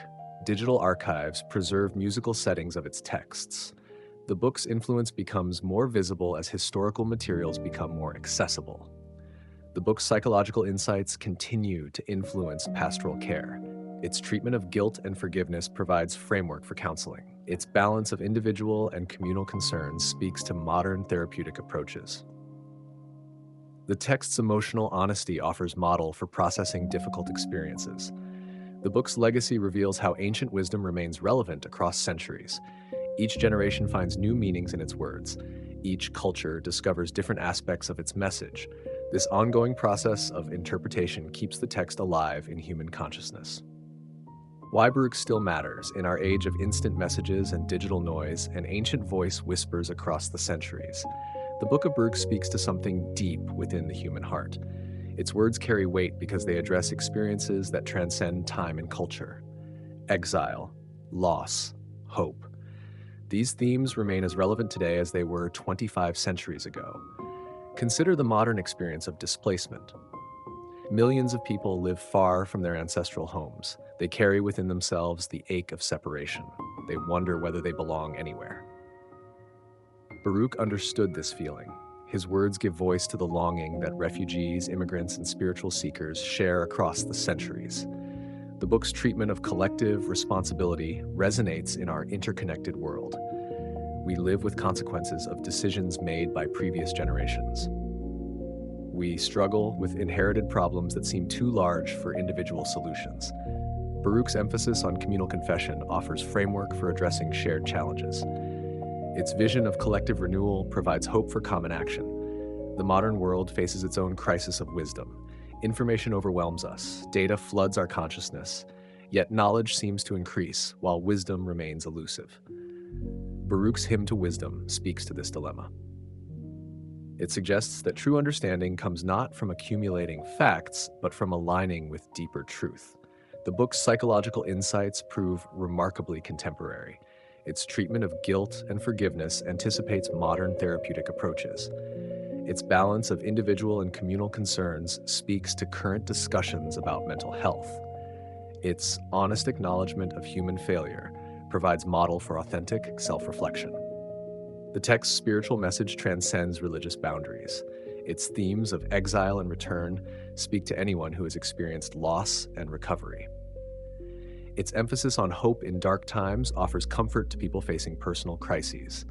Its vision of eventual restoration provides framework for understanding life's difficulties. The book's literary qualities continue to inspire readers. Its emotional honesty creates powerful connection with contemporary audiences. Its poetic language provides vocabulary for expressing complex feelings. Its narrative structure offers pattern for understanding personal and collective experiences. The letter of Jeremiah remains surprisingly relevant to modern concerns. Its critique of false worship applies to contemporary idolatries. Its analysis of how people create gods in their own image speaks to current discussions about values and meaning. Its call for authentic faith challenges readers to examine their own spiritual commitments. The book's treatment of divine justice addresses persistent questions about suffering and meaning. Why do good people experience hardship? How do we maintain hope when circumstances seem hopeless? Baruch's wrestling with these questions provides company for modern seekers facing similar doubts. The text's vision of restoration offers alternative to despair. In a world that often seems broken beyond repair, Baruch suggests that renewal remains possible. Its hope extends beyond individual salvation to encompass communal healing. This perspective provides motivation for working toward positive change. The book's influence on liturgy and worship continues to shape religious communities. Its prayers provide language for expressing corporate devotion. Its themes of confession and forgiveness structure religious seasons. Its vision of divine mercy influences theological understanding across traditions. The text's historical perspective offers valuable insights for contemporary readers. Its understanding of how communities process trauma provides framework for addressing modern challenges. Its treatment of cultural identity speaks to current discussions about diversity and belonging. Its vision of faithful living in hostile environments inspires people facing various forms of persecution. The book's educational value extends beyond religious communities. Its literary qualities make it valuable for studying ancient literature. Its historical insights contribute to understanding ancient Judaism. Its theological themes provide case study for exploring religious thought. Its psychological observations offer material for investigating human nature. The text's ecumenical potential deserves recognition. While different communities maintain different positions regarding its canonical status, most recognize its spiritual value. Its themes provide common ground for interfaith dialogue. Its wisdom transcends sectarian boundaries. The book's relevance to contemporary social issues proves particularly significant. Its treatment of economic justice speaks to current concerns about inequality. Its emphasis on caring for vulnerable populations addresses modern humanitarian challenges. Its vision of restored community provides hope for social healing. The text's environmental implications, while subtle, deserve attention. Its understanding of creation as divine gift challenges attitudes toward natural resources. Its vision of restored land speaks to current ecological concerns. Its emphasis on wise stewardship provides framework for environmental ethics. The book's approach to political authority remains relevant. Its critique of false worship applies to contemporary forms of power. Its emphasis on divine justice challenges human systems of governance. Its vision of righteous leadership provides standard for evaluating political claims. The text's contribution to understanding human nature continues to prove valuable. Its honest assessment of human tendency towards self-deception speaks to contemporary psychological insights. Its balance of individual and collective concerns addresses modern tensions between personal freedom and social responsibility. The book's legacy in art and culture enriches human civilization. Its influence on literature, music, and visual arts continues to inspire creative expression. Its themes provide material for exploring fundamental human experiences. Its imagery offers vocabulary for expressing complex emotions. The text's message of hope ultimately explains its enduring significance. In a world marked by violence, injustice, and suffering, Baruch offers vision of eventual restoration. Its hope remains realistic about human nature while maintaining confidence in divine faithfulness. This balanced perspective provides foundation for meaningful existence. The book's relevance to personal spiritual development remains profound. Its journey from despair to hope provides pattern for individual growth. Its emphasis on honest self-examination challenges readers to face their own limitations. Its vision of transformation offers motivation for positive change. The text's contribution to understanding the nature of faith proves particularly valuable. Its treatment of doubt and belief speaks to contemporary spiritual struggles. Its emphasis on communal dimensions of faith challenges individualistic approaches to religion. Its vision of faithful living provides model for authentic spiritual existence. The Book of Baruch matters because it addresses the fundamental human condition. Its ancient words speak to modern hearts because they arise from experiences that transcend time and culture. Its message of hope in the midst of despair provides foundation for meaningful existence. Its vision of eventual restoration offers alternative to cynicism and despair. The text reminds us that human beings are resilient creatures capable of surviving enormous challenges. Its story of exile and return demonstrates that loss need not be final. Its emphasis on communal healing suggests that broken relationships can be restored. Its vision of divine faithfulness provides anchor for human hope. The book's enduring significance lies in its ability to transform suffering into meaning. Its honest acknowledgement of human failure creates space for authentic growth. Its vision of divine mercy provides foundation for forgiveness. Its hope for restoration offers motivation for positive action. In our complex modern world, the Book of Baruch offers simple but profound wisdom. It reminds us that we are not alone in our struggles. It suggests that our difficulties serve larger purposes. It provides hope that our broken world can be healed. These ancient words continue to matter because they speak to the deepest needs of the human heart.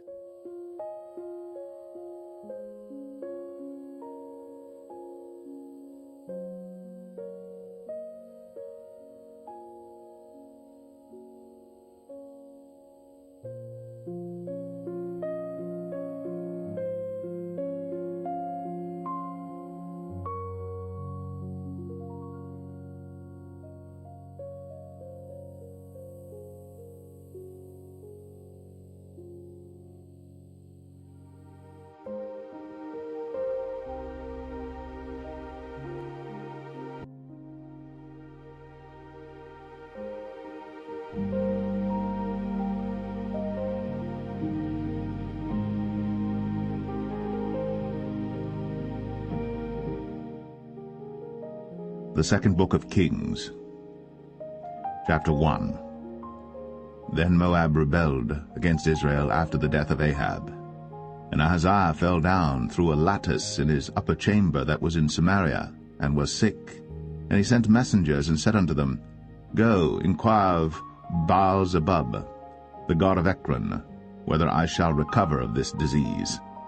But the angel of the Lord said to Elijah the Tishbite, Arise, go up to meet the messengers of the king of Samaria, and say unto them, Is it not because there is not a God in Israel that ye go to inquire of Baal-zebub, the god of Ekron? Now therefore thus saith the Lord, thou shalt not come down from that bed on which thou art gone up, but shalt surely die.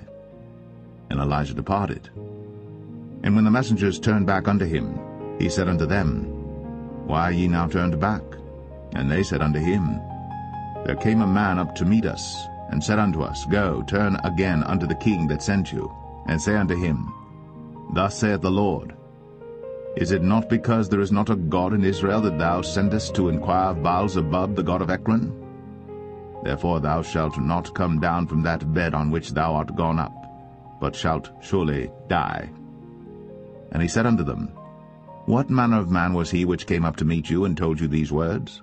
And they answered him, He was an hairy man, and girt with a girdle of leather about his loins.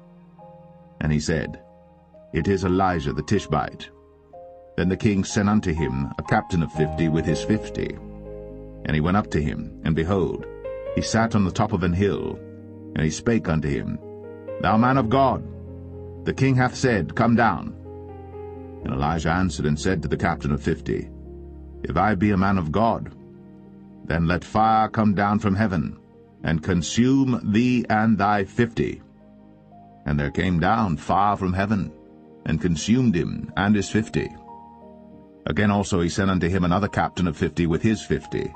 And he answered and said unto him, O man of God, thus hath the king said, Come down quickly. And Elijah answered and said unto them, If I be a man of God, let fire come down from heaven, and consume thee and thy 50. And the fire of God came down from heaven, and consumed him and his 50. And he sent again a captain of the third 50 with his 50. And the third captain of the 50 went up, and came and fell on his knees before Elijah, and besought him, and said unto him, O man of God, I pray thee, let my life and the life of these 50 thy servants be precious in thy sight. Behold, there came fire down from heaven, and burnt up the 2 captains of the former 50s with their 50s. Therefore let my life now be precious in thy sight. And the angel of the Lord said unto Elijah, Go down with him, be not afraid of him. And he arose, and went down with him unto the king. And he said unto him, Thus saith the Lord, Forasmuch as thou hast sent messengers to inquire of Baal-zebub the god of Ekron, is it not because there is no God in Israel to inquire of his word? Therefore thou shalt not come down off that bed on which thou art gone up, but shalt surely die. So he died according to the word of the Lord which Elijah had spoken. And Jehoram reigned in his stead in the 2nd year of Jehoram the son of Jehoshaphat king of Judah, because he had no son. Now the rest of the acts of Ahaziah which he did, are they not written in the book of the Chronicles of the kings of Israel?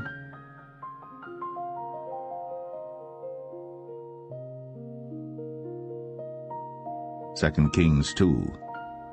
And it came to pass, when the Lord would take up Elijah into heaven by a whirlwind, that Elijah went with Elisha from Gilgal. And Elijah said unto Elisha, Tarry here, I pray thee, for the Lord hath sent me to Bethel. And Elisha said unto him, As the Lord liveth, and as thy soul liveth, I will not leave thee. So they went down to Bethel. And the sons of the prophets that were at Bethel came forth to Elisha, and said unto him, Knowest thou that the Lord will take away thy master from thy head today? And he said, Yea, I know it. Hold ye your peace. And Elijah said unto him, Elisha, tarry here, I pray thee, for the Lord hath sent me to Jericho. And he said, As the Lord liveth, and as thy soul liveth, I will not leave thee. So they came to Jericho. And the sons of the prophets that were at Jericho came to Elisha, and said unto him, Knowest thou that the Lord will take away thy master from thy head today? And he answered, Yea, I know it. Hold ye your peace. And Elijah said unto him, Tarry, I pray thee here, for the Lord hath sent me to Jordan. And he said, As the Lord liveth, and as thy soul liveth, I will not leave thee. And they two went on. And 50 men of the sons of the prophets went, and stood to view afar off. And they too stood by Jordan. And Elijah took his mantle, and wrapped it together, and smote the waters, and they were divided hither and thither, so that they too went over on dry ground. And it came to pass, when they were gone over, that Elijah said unto Elisha, Ask what I shall do for thee, before I be taken away from thee. And Elisha said, I pray thee, let a double portion of thy spirit be upon me. And he said, Thou hast asked a hard thing.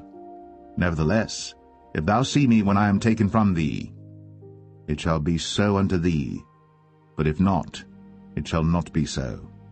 And it came to pass, as they still went on and talked, that, behold, there appeared a chariot of fire, and horses of fire, and parted them both asunder. And Elijah went up by a whirlwind into heaven. And Elisha saw it, and he cried, my father, the chariot of Israel, and the horsemen thereof. And he saw him no more. And he took hold of his own clothes, and rent them in 2 pieces. He took up also the mantle of Elijah that fell from him, and went back and stood by the bank of Jordan. And he took the mantle of Elijah that fell from him, and smote the waters, and said, Where is the Lord God of Elijah? And when he also had smitten the waters, they parted hither and thither, and Elisha went over. And when the sons of the prophets, which were to view at Jericho, saw him, they said, The spirit of Elijah doth rest on Elisha. And they came to meet him, and bowed themselves to the ground before him. And they said unto him, Behold now, there be with thy servants 50 strong men. Let them go, we pray thee, and seek thy master, lest peradventure the Spirit of the Lord hath taken him up, and cast him upon some mountain, or into some valley. And he said, Ye shall not send. And when they urged him till he was ashamed, he said, Send. They sent therefore 50 men, and they sought 3 days, but found him not. And when they came again to him, for he tarried at Jericho, he said unto them, Did I not say unto you, Go not?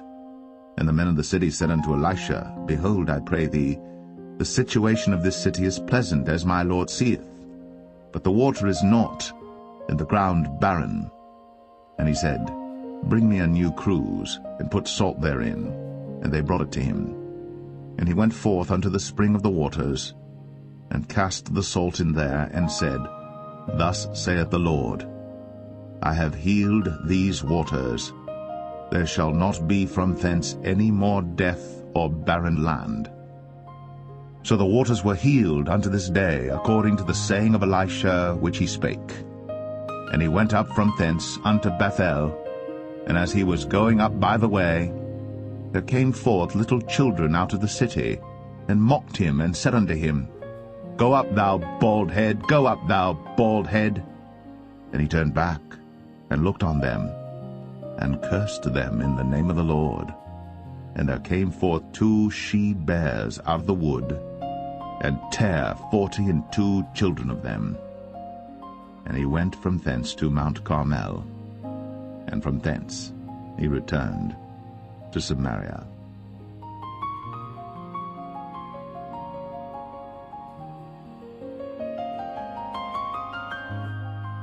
Second Kings 3.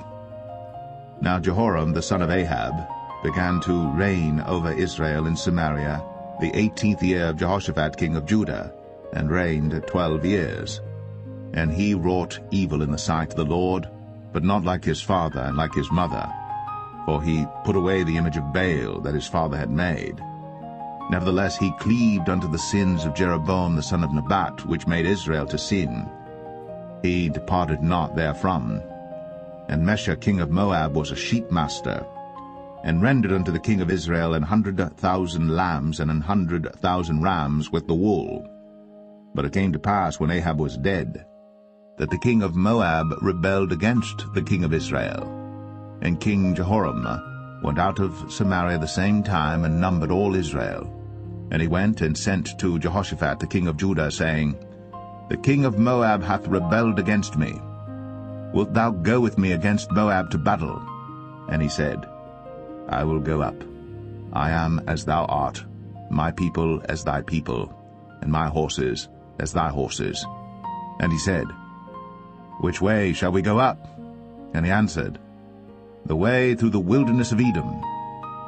So the king of Israel went, and the king of Judah, and the king of Edom, and they fetched a compass of 7 days' journey, and there was no water for the host, and for the cattle that followed them.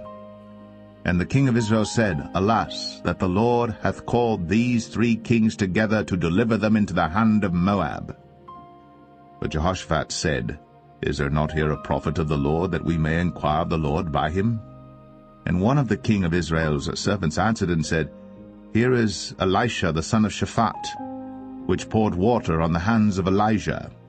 And Jehoshaphat said, "The word of the Lord is with him." So the king of Israel and Jehoshaphat and the king of Edom went down to him. And Elisha said unto the king of Israel, "What have I to do with thee?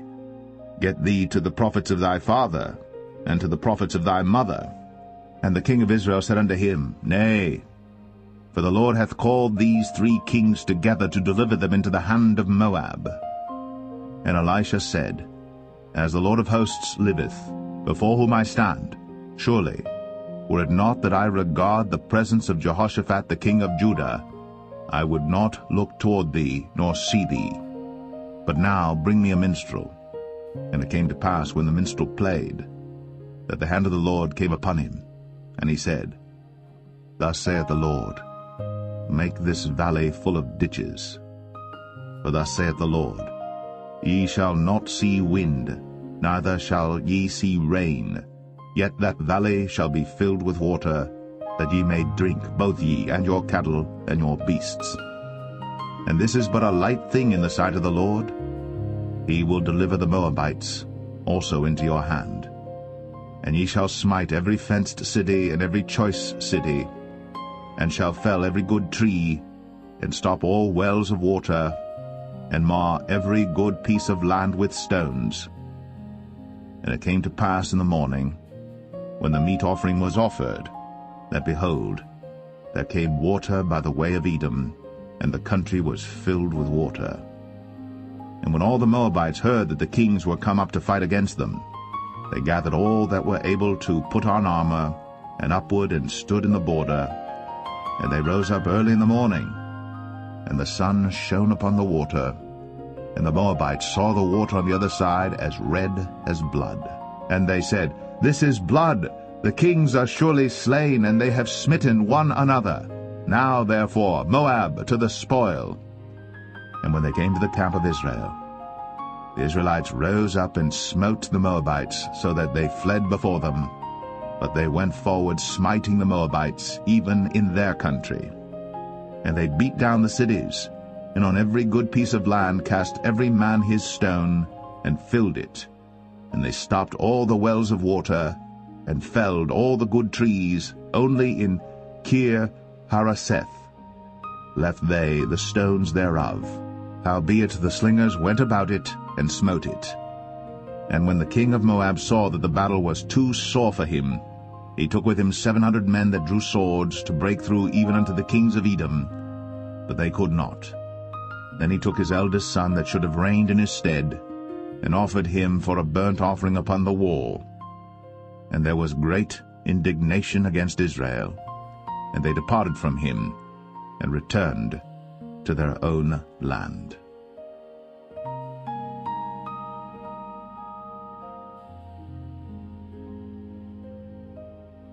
2 Kings 4. Now there cried a certain woman of the wives of the sons of the prophets unto Elisha, saying, Thy servant my husband is dead, and thou knowest that thy servant did fear the Lord, and the creditors come to take unto him my 2 sons to be bondmen. And Elisha said unto her, What shall I do for thee? Tell me, what hast thou in the house? And she said, Thine handmaid hath not anything in the house, save a pot of oil. Then he said, Go borrow thee vessels abroad of all thy neighbors, even empty vessels, borrow not a few. And when thou art come in, thou shalt shut the door upon thee and upon thy sons, and shalt pour out into all those vessels, and thou shalt set aside that which is full. So she went from him, and shut the door upon her and upon her sons, who brought the vessels to her, and she poured out. And it came to pass, when the vessels were full, that she said unto her son, Bring me yet a vessel. And he said unto her, There is not a vessel more. And the oil stayed. Then she came and told the man of God, and he said, Go sell the oil, and pay thy debt, and live thou and thy children of the rest. And it fell on a day that Elisha passed to Shunem, where was a great woman, and she constrained him to eat bread. And so it was, that as oft as he passed by, he turned in thither to eat bread. And she said unto her husband, Behold now, I perceive that this is an holy man of God, which passeth by us continually. Let us make a little chamber, I pray thee, on the wall, and let us set for him there a bed, and a table, and a stool, and a candlestick. And it shall be, when he cometh to us, that he shall turn in thither. And it fell on a day that he came thither, and he turned into the chamber, and lay there. And he said to Gehazi his servant, Call this Shunammite. And when he had called her, she stood before him. And he said unto him, Say now unto her, Behold, thou hast been careful for us with all this care. What is to be done for thee? Wouldest thou be spoken for to the king, or to the captain of the host? And she answered, I dwell among mine own people. And he said, What then is to be done for her? And Gehazi answered, Verily, she hath no child, and her husband is old. And he said, Call her. And when he had called her, she stood in the door. And he said, About this season, according to the time of life, thou shalt embrace a son. And she said, Nay, my lord, thou man of God, do not lie unto thine handmaid. And the woman conceived, and bare a son at that season that Elisha had said unto her, according to the time of life. And when the child was grown, it fell on a day that he went out to his father to the reapers. And he said unto his father, My head, my head. And he said to a lad, Carry him to his mother. And when he had taken him, and brought him to his mother, he sat on her knees till noon, and then died. And she went up, and laid him on the bed of the man of God, and shut the door upon him, and went out. And she called unto her husband, and said, Send me, I pray thee, one of the young men, and one of the asses, that I may run to the man of God, and come again. And he said, Wherefore wilt thou go to him today? It is neither new moon nor Sabbath. And she said, It shall be well. Then she saddled an ass, and said to her servant, Drive, and go forward. Slack not thy riding for me, except I bid thee. So she went, and came unto the man of God to Mount Carmel.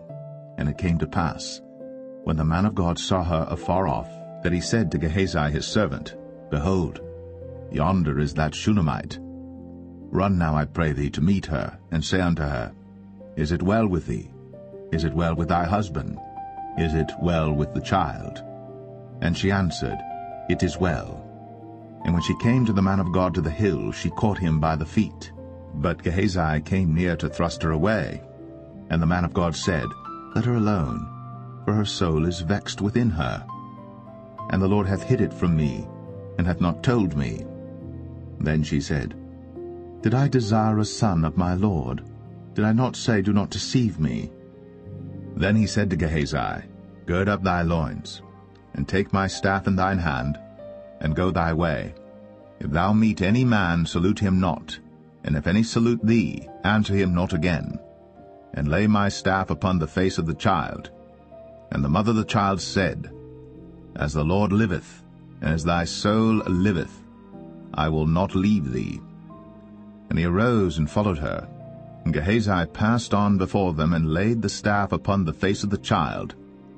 But there was neither voice nor hearing.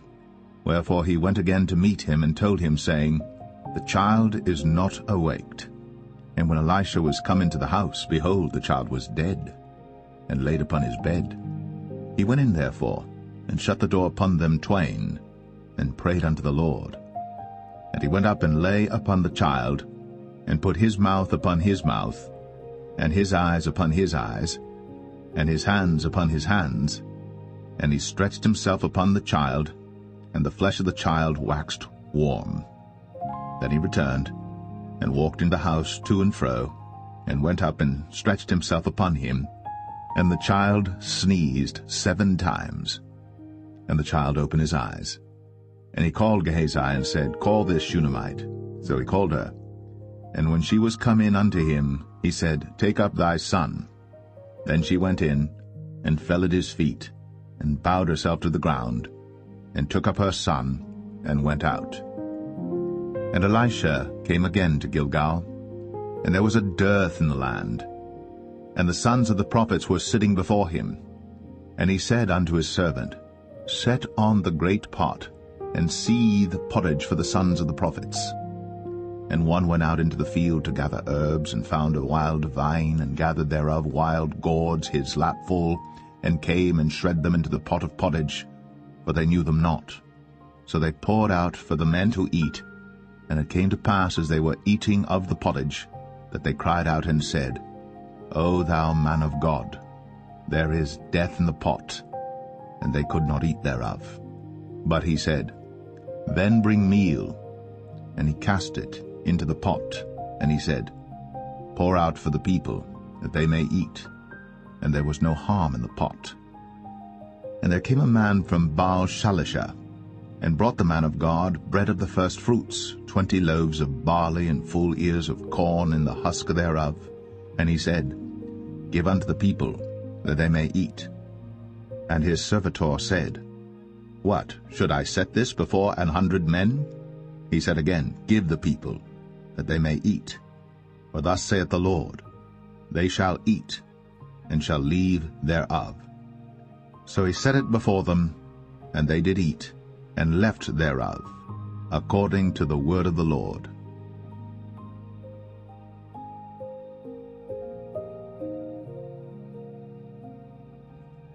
Second Kings 5. Now Naaman, captain of the host of the king of Syria, was a great man with his master, and honorable, because by him the Lord had given deliverance unto Syria. He was also a mighty man in valor, but he was a leper. And the Syrians had gone out by companies, and had brought away captive out of the land of Israel a little maid, and she waited on Naaman's wife. And she said unto her mistress, Would God my Lord were with the prophet that is in Samaria, for he would recover him of his leprosy. And one went in and told his lord, saying, Thus and thus said the maid that is of the land of Israel. And the king of Syria said, Go to, go, and I will send a letter unto the king of Israel. And he departed, and took with him 10 talents of silver, and 6,000 pieces of gold, and 10 changes of raiment. And he brought the letter to the king of Israel, saying, Now when this letter is come unto thee, behold, I have therewith sent Naaman my servant to thee, that thou mayest recover him of his leprosy. And it came to pass, when the king of Israel had read the letter, that he rent his clothes, and said, Am I God to kill and to make alive, that this man doth send unto me to recover a man of his leprosy? Wherefore consider, I pray you, and see how he seeketh a quarrel against me. And it was so, when Elisha the man of God had heard that the king of Israel had rent his clothes, that he sent to the king, saying, Wherefore hast thou rent thy clothes? Let him come now to me, and he shall know that there is a prophet in Israel. So Naaman came with his horses and with his chariot, and stood at the door of the house of Elisha. And Elisha sent a messenger unto him, saying, Go, and wash in Jordan 7 times, and thy flesh shall come again to thee, and thou shalt be clean. But Naaman was wroth, and went away, and said, Behold, I thought, he will surely come out to me, and stand, and call on the name of the Lord his God, and strike his hand over the place, and recover the leper. Are not Abana and Pharpar, rivers of Damascus, better than all the waters of Israel? May I not wash in them and be clean? So he turned, and went away in a rage. And his servants came near, and spake unto him, and said, My father, if the prophet had bid thee do some great thing, wouldst thou not have done it? How much rather then, when he saith to thee, Wash and be clean?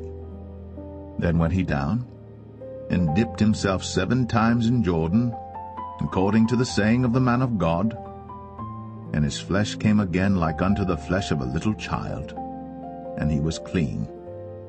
And he returned to the man of God, he and all his company, and came and stood before him. And he said, Behold, now I know that there is no God in all the earth, but in Israel. Now therefore I pray thee, take a blessing of thy servant. But he said, As the Lord liveth, before whom I stand, I will receive none. And he urged him to take it, but he refused. And Naaman said, Shall there not then, I pray thee, be given to thy servant 2 mules, burden of earth?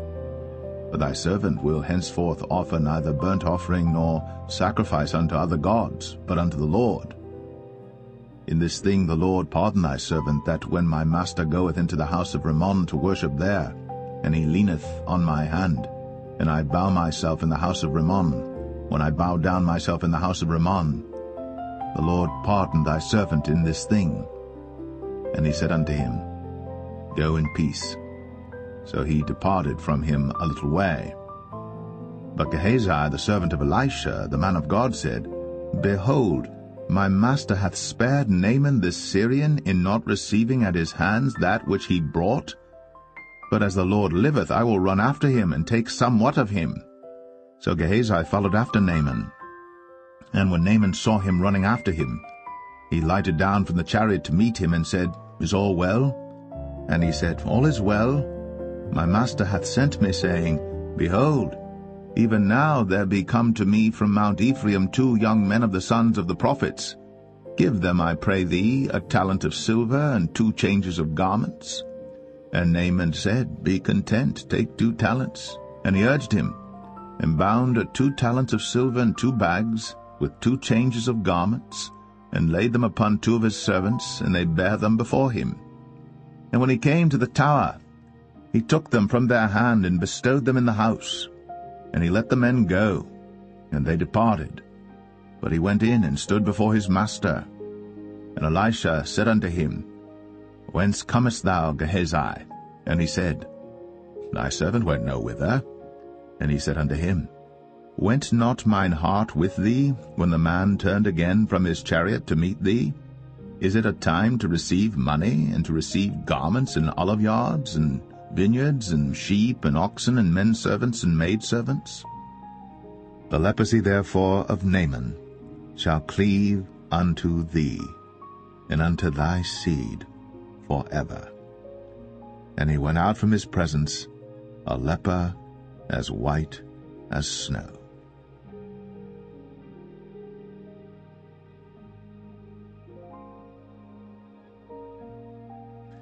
Second Kings 6. And the sons of the prophets said unto Elisha, Behold now, the place where we dwell with thee is too strait for us. Let us go, we pray thee, unto Jordan, and take thence every man a beam, and let us make a place there where we may dwell. And he answered, Go ye. And one said, Be content, I pray thee, and go with thy servants. And he answered, I will go. So he went with them. And when they came to Jordan, they cut down wood. But as one was felling a beam, the axe head fell into the water. And he cried and said, Alas, master, for it was borrowed. And the man of God said, Where fell it? And he showed him the place. And he cut down a stick, and cast it in thither. And the iron did swim. Therefore said he, Take it up to thee. And he put out his hand, and took it. Then the king of Syria warred against Israel, and took counsel with his servants, saying, In such and such a place shall be my camp. And the man of God sent unto the king of Israel, saying, Beware that thou pass not such a place, for thither the Syrians are come down. And the king of Israel sent to the place which the man of God told him, and warned him of, and saved himself there, not once nor twice. Therefore the heart of the king of Syria was sore troubled for this thing. And he called his servants, and said unto them, Will ye not show me which of us is for the king of Israel? And one of his servants said, None, my lord, O king.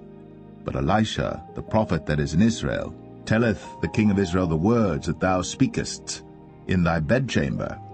And he said, Go and spy where he is, that I may send and fetch him.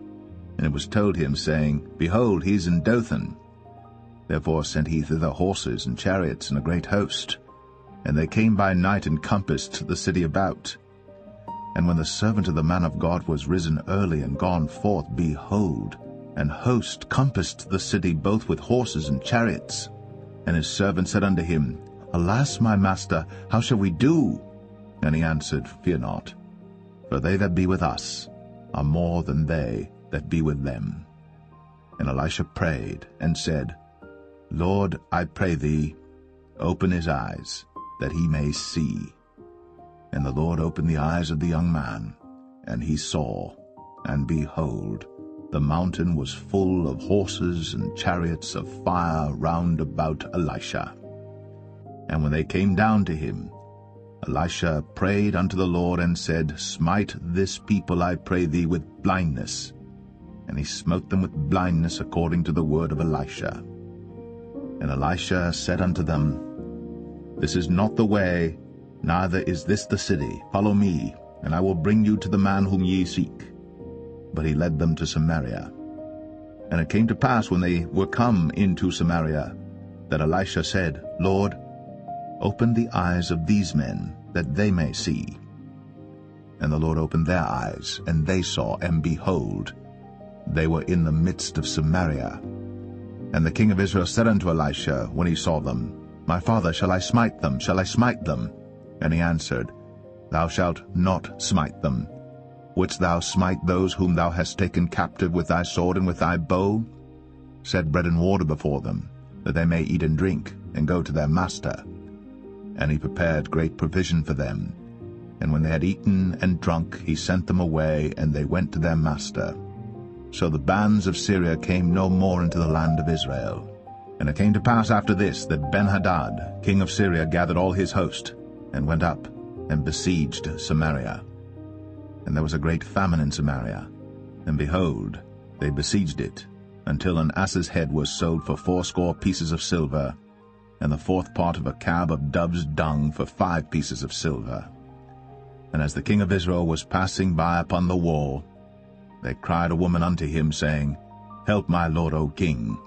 And he said, If the Lord do not help thee, whence shall I help thee? Out of the barn floor, out of the winepress?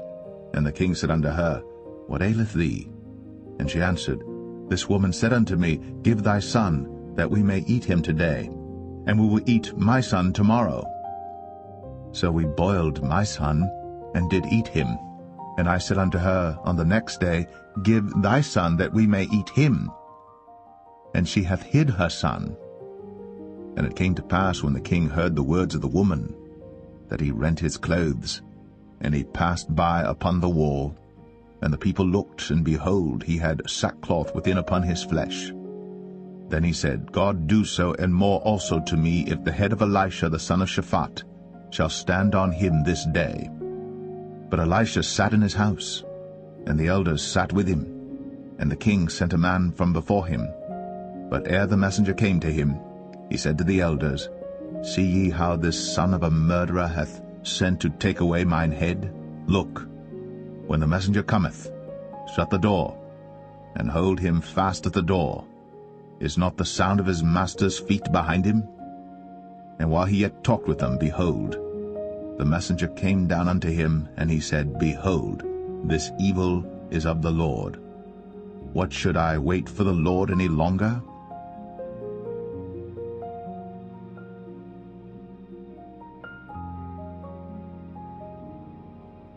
Second Kings 7. Then Elisha said, Hear ye the word of the Lord. Thus saith the Lord, Tomorrow about this time shall a measure of fine flour be sold for a shekel, and 2 measures of barley for a shekel, in the gate of Samaria. Then a lord, on whose hand the king leaned, answered the man of God, and said, Behold, if the Lord would make windows in heaven, might this thing be? And he said, Behold, thou shalt see it with thine eyes, but shalt not eat thereof. And there were 4 leprous men at the entering in of the gate, and they said one to another, Why sit we here until we die? If we say we will enter into the city, then the famine is in the city, and we shall die there. And if we sit still here, we die also. Now therefore come, and let us fall unto the host of the Syrians. If they save us alive, we shall live, and if they kill us, we shall but die. And they rose up in the twilight to go unto the camp of the Syrians. And when they were come to the uttermost part of the camp of Syria, behold, there was no man there. For the Lord had made the host of the Syrians to hear a noise of chariots, and a noise of horses, even the noise of a great host. And they said one to another, Lo, the king of Israel hath hired against us the kings of the Hittites, and the kings of the Egyptians, to come upon us. Wherefore they arose and fled in the twilight, and left their tents and their horses and their asses, even the camp as it was, and fled for their life. And when these lepers came to the uttermost part of the camp, they went into one tent, and did eat and drink, and carried thence silver and gold and raiment, and went and hid it, and came again, and entered into another tent, and carried thence also, and went and hid it. Then they said one to another, We do not well. This day is a day of good tidings, and we hold our peace. If we tarry till the morning light, some mischief will come upon us. Now therefore come, that we may go and tell the king's household. So they came and called unto the port of the city. And they told them, saying, We came to the camp of the Syrians, and behold, there was no man there, neither voice of man, but horses tied and asses tied, and the tents as they were. And he called the porters, and they told it to the king's house within. And the king arose in the night, and said unto his servants, I will now show you what the Syrians have done to us. They know that we be hungry, therefore are they gone out of the camp to hide themselves in the field, saying, When they come out of the city, we shall catch them alive and get into the city. And one of his servants answered and said, Let some take, I pray thee, 5 of the horses that remain, which are left in the city. Behold, they are as all the multitude of Israel that are left in it. Behold, I say, they are even as all the multitude of the Israelites that are consumed. And let us send and see. They took therefore 2 chariot horses, and the king sent after the host of the Syrians, saying, Go and see. And they went after them unto Jordan, and lo, all the way was full of garments and vessels, which the Syrians had cast away in their haste. And the messengers returned, and told the king. And the people went out and spoiled the tents of the Syrians. So a measure of fine flour was sold for a shekel, and 2 measures of barley for a shekel, according to the word of the Lord. And the king appointed the Lord on whose hand he leaned to have the charge of the gate. And the people trod upon him in the gate, and he died, as the man of God had said, who spake when the king came down to him. And it came to pass, as the man of God had spoken to the king, saying, 2 measures of barley for a shekel, and a measure of fine flour for a shekel, shall be tomorrow about this time in the gate of Samaria. And that Lord answered the man of God, and said, Now behold, if the Lord should make windows in heaven, might such a thing be? And he said, Behold, thou shalt see it with thine eyes, but shalt not eat thereof. And so it fell out unto him, for the people trod upon him in the gate, and he died.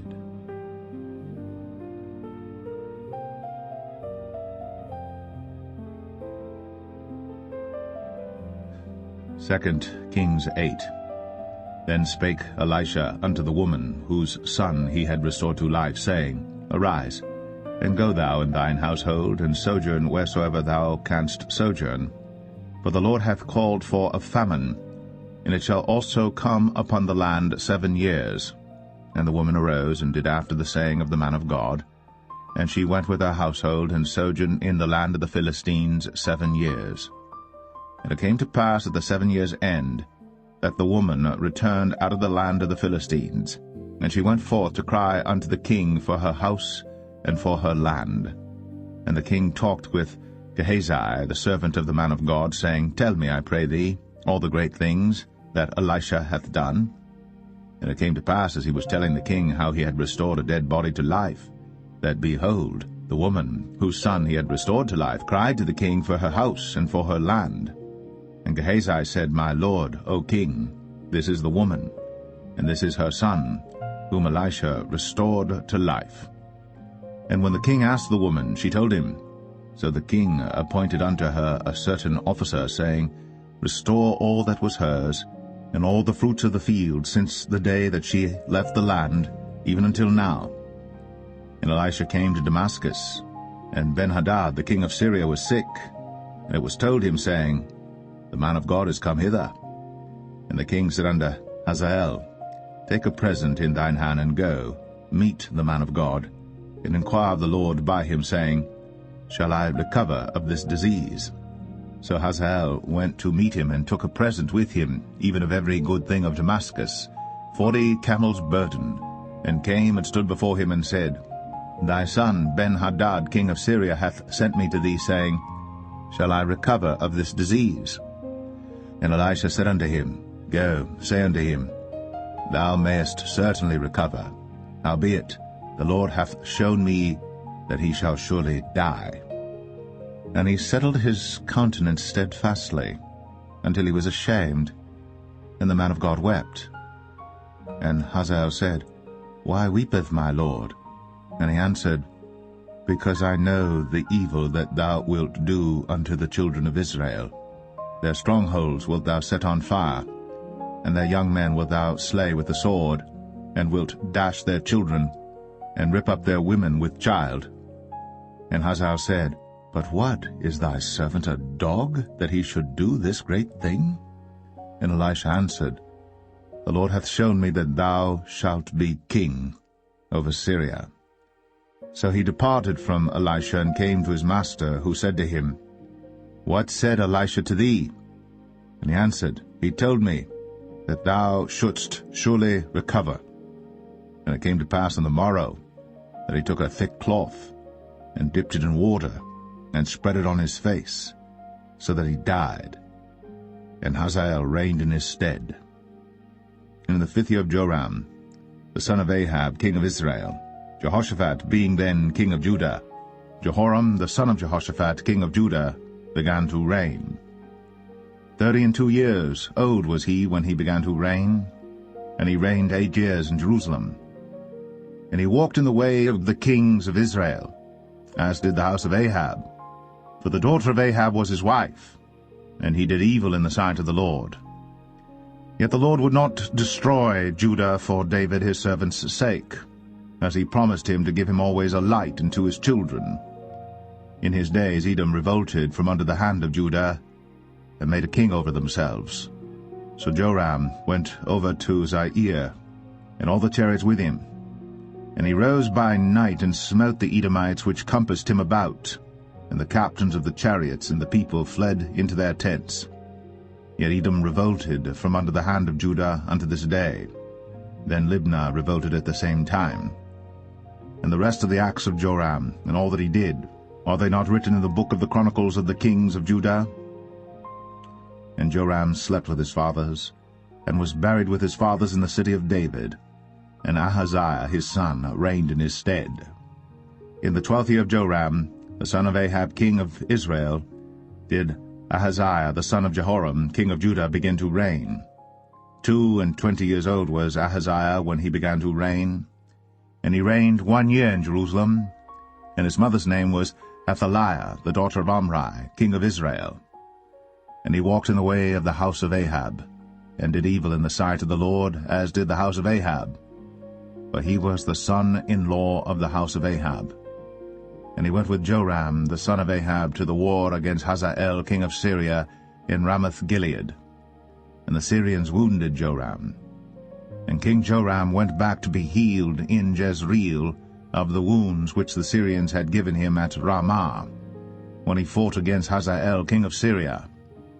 And Ahaziah the son of Jehoram king of Judah went down to see Joram the son of Ahab in Jezreel, because he was sick.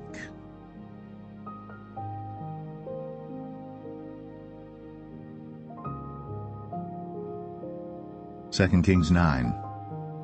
And Elisha the prophet called one of the children of the prophets, and said unto him, Gird up thy loins, and take this box of oil in thine hand, and go to Ramoth-Gilead.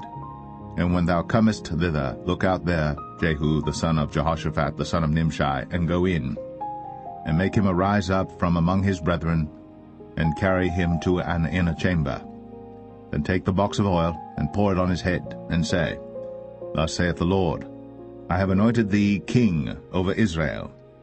Then open the door, and flee, and tarry not. So the young man, even the young man the prophet, went to Ramoth-Gilead.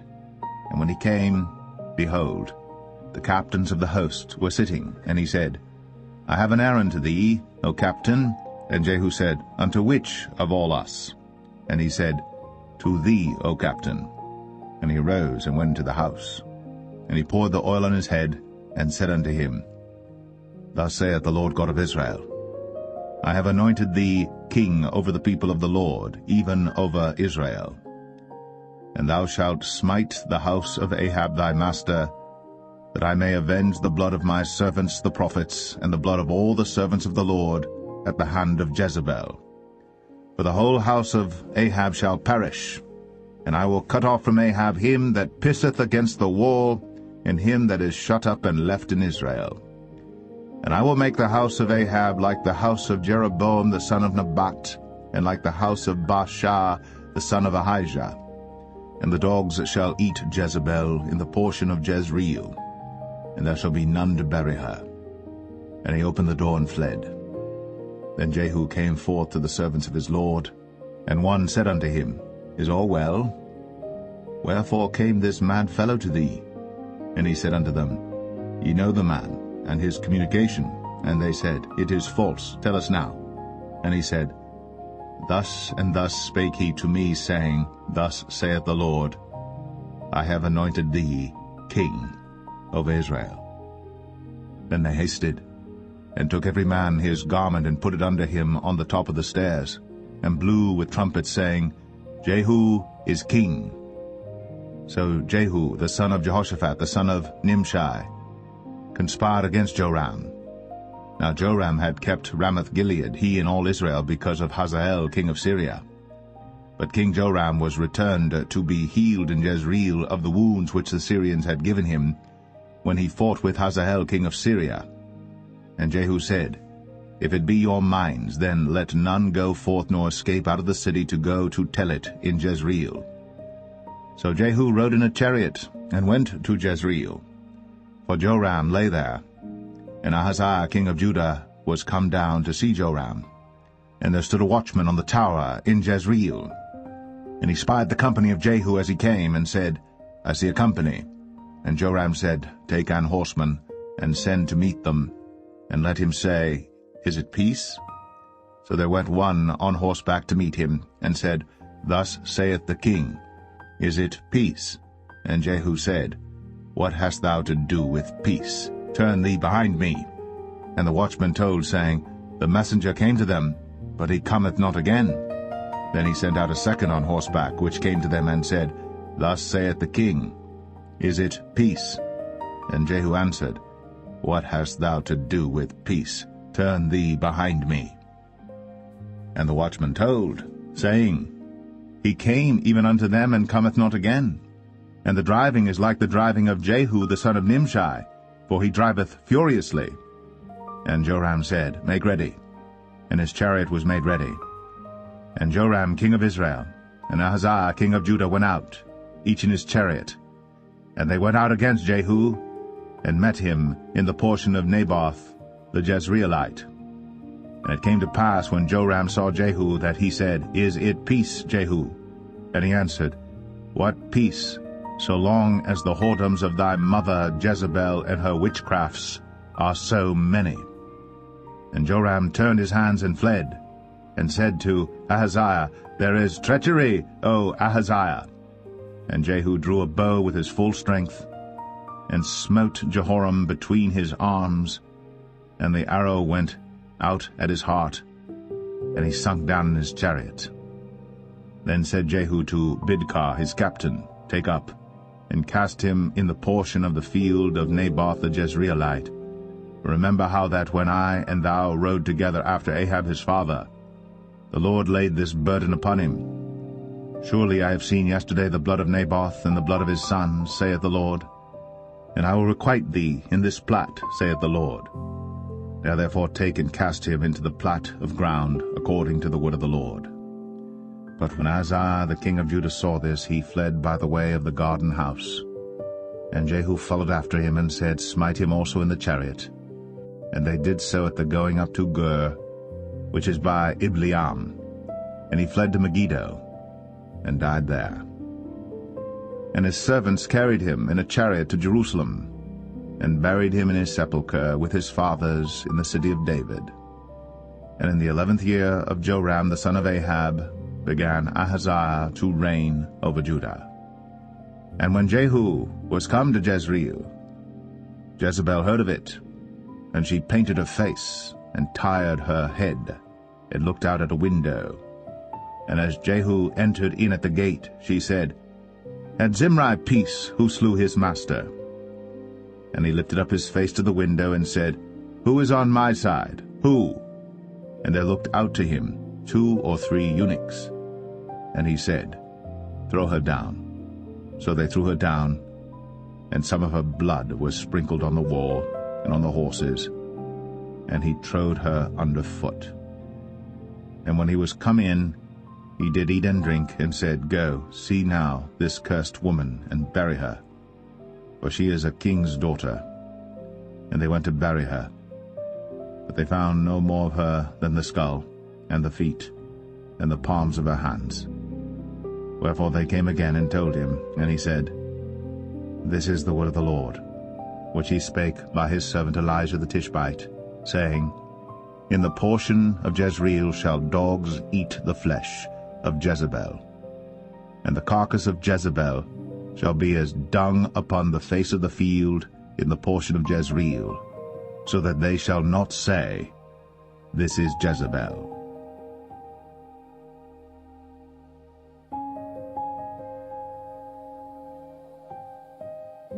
Second Kings 10.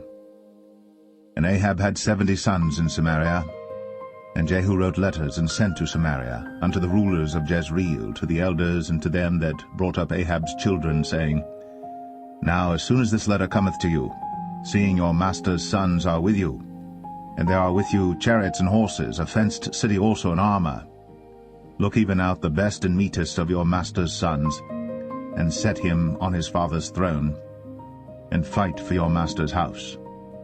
But they were exceedingly afraid, and said, Behold, 2 kings stood not before him. How then shall we stand? And he that was over the house, and he that was over the city, the elders also, and the bringers up of the children, sent to Jehu, saying, We are thy servants, and will do all that thou shalt bid us. We will not make any king. Do thou that which is good in thine eyes. Then he wrote a letter the second time to them, saying, If ye be mine, and if ye will hearken unto my voice, take ye the heads of the men your master's sons, and come to me to Jezreel by tomorrow this time.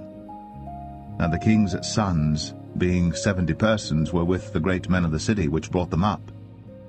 And it came to pass, when the letter came to them, that they took the king's sons, and slew 70 persons, and put their heads in baskets, and sent him them to Jezreel.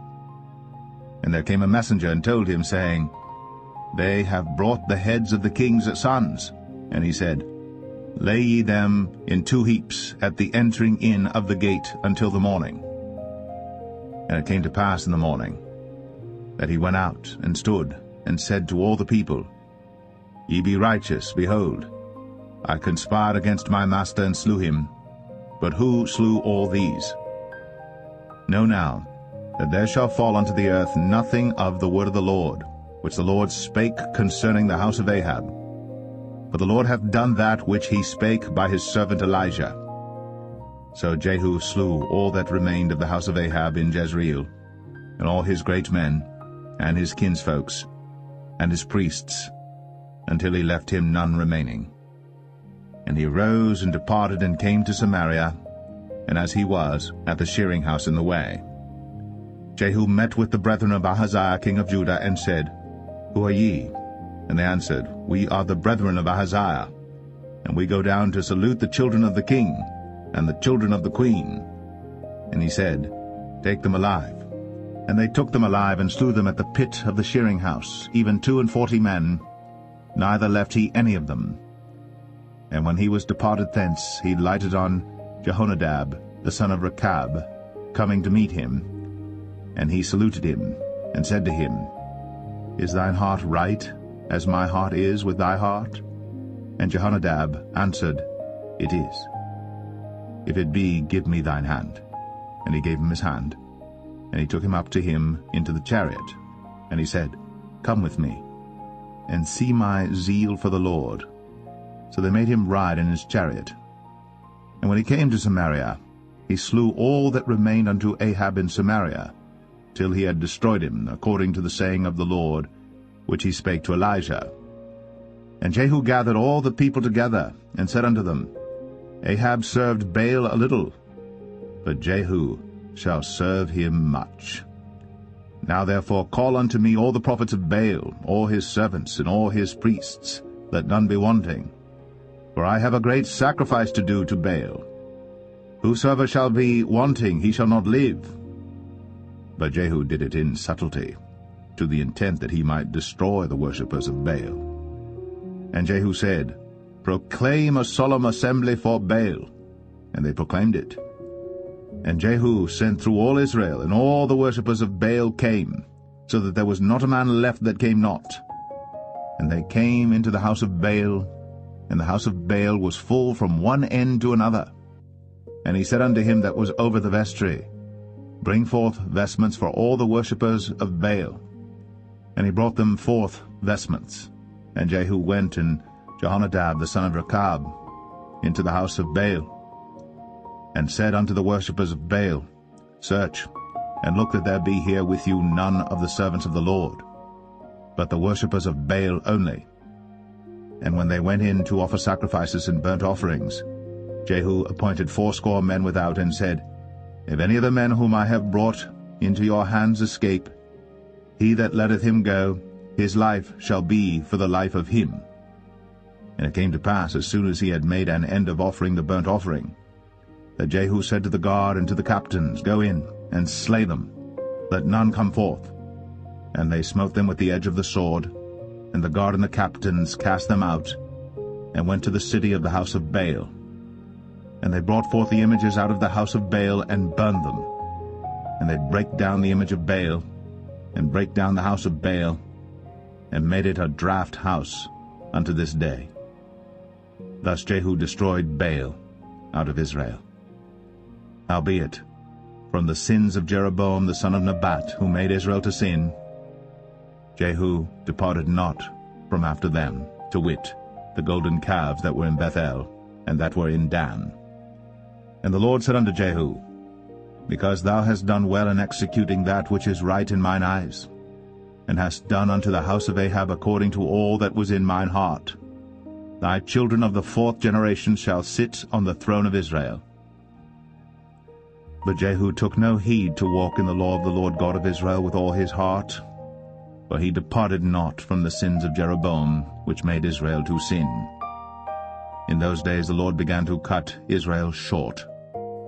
And Hazael smote them in all the coasts of Israel, from Jordan eastward, all the land of Gilead, the Gadites, and the Reubenites, and the Manassites, from Aroer, which is by the river Arnon, even Gilead and Bashan.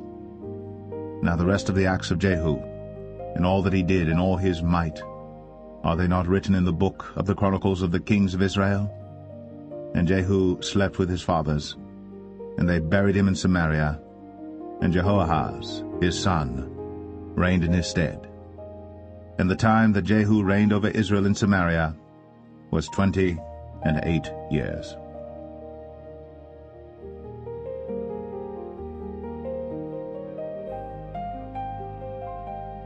2 Kings 11. And when Athaliah, the mother of Ahaziah, saw that her son was dead, she arose and destroyed all the seed royal. Then Jehosheba, the daughter of King Joram, sister of Ahaziah, took Joash the son of Ahaziah, and stole him from among the king's sons which were slain. And they hid him, even him and his nurse, in the bedchamber from Athaliah, so that he was not slain. And he was with her hid in the house of the Lord 6 years. And Athaliah did reign over the land. And the 7th year Jehoiada sent and fetched the rulers over hundreds, with the captains and the guard, and brought them to him into the house of the Lord, and made a covenant with them, and took an oath of them in the house of the Lord, and showed them the king's son. And he commanded them, saying, This is the thing that ye shall do. A third part of you that enter in on the Sabbath shall even be keepers of the watch of the king's house. And a third part shall be at the gate of Sur, and a third part at the gate behind the guard. So shall ye keep the watch of the house, that it be not broken down. And 2 parts of all you that go forth on the Sabbath, even they shall keep the watch of the house of the Lord about the king. And ye shall compass the king round about, every man with his weapons in his hand. And he that cometh within the ranges, let him be slain. And be ye with the king, as he goeth out, and as he cometh in. And the captains over the hundreds did according to all things that Jehoiada the priest commanded. And they took every man his men, that were to come in on the Sabbath with them that should go out on the Sabbath, and came to Jehoiada the priest. And to the captains over hundreds did the priest give King David's spears and shields that were in the temple of the Lord. And the guard stood, every man with his weapons in his hand, round about the king, from the right corner of the temple to the left corner of the temple, along by the altar and the temple. And he brought forth the king's son, and put the crown upon him, and gave him the testimony, and then made him king, and anointed him. And they clapped their hands, and said, God save the king. And when Athaliah heard the noise of the guard and of the people, she came to the people into the temple of the Lord. And when she looked, behold, the king stood by a pillar, as the manner was, and the princes and the trumpeters by the king, and all the people of the land rejoiced, and blew with trumpets. And Athaliah rent her clothes, and cried, Treason! Treason! But Jehoiada the priest commanded the captains of the hundreds, the officers of the host, and said unto them, Have her forth without the ranges, and him that followeth her kill with the sword. For the priest had said, Let her not be slain in the house of the Lord. And they laid hands on her, and she went by the way by the which the horses came into the king's house, and there was she slain. And Jehoiada made a covenant between the Lord and the king and the people, that they should be the Lord's people, between the king also and the people. And all the people of the land went into the house of Baal, and brake it down. His altars and his images brake they in pieces thoroughly, and slew Mattan the priest of Baal before the altars, and the priest appointed officers over the house of the Lord. And he took the rulers over hundreds, and the captains, and the guard, and all the people of the land, and they brought down the king from the house of the Lord, and came by the way of the gate of the guard to the king's house. And he sat on the throne of the kings. And all the people of the land rejoiced, and the city was in quiet. And they slew Athaliah with the sword beside the king's house. 7 years old was Jehoash when he began to reign.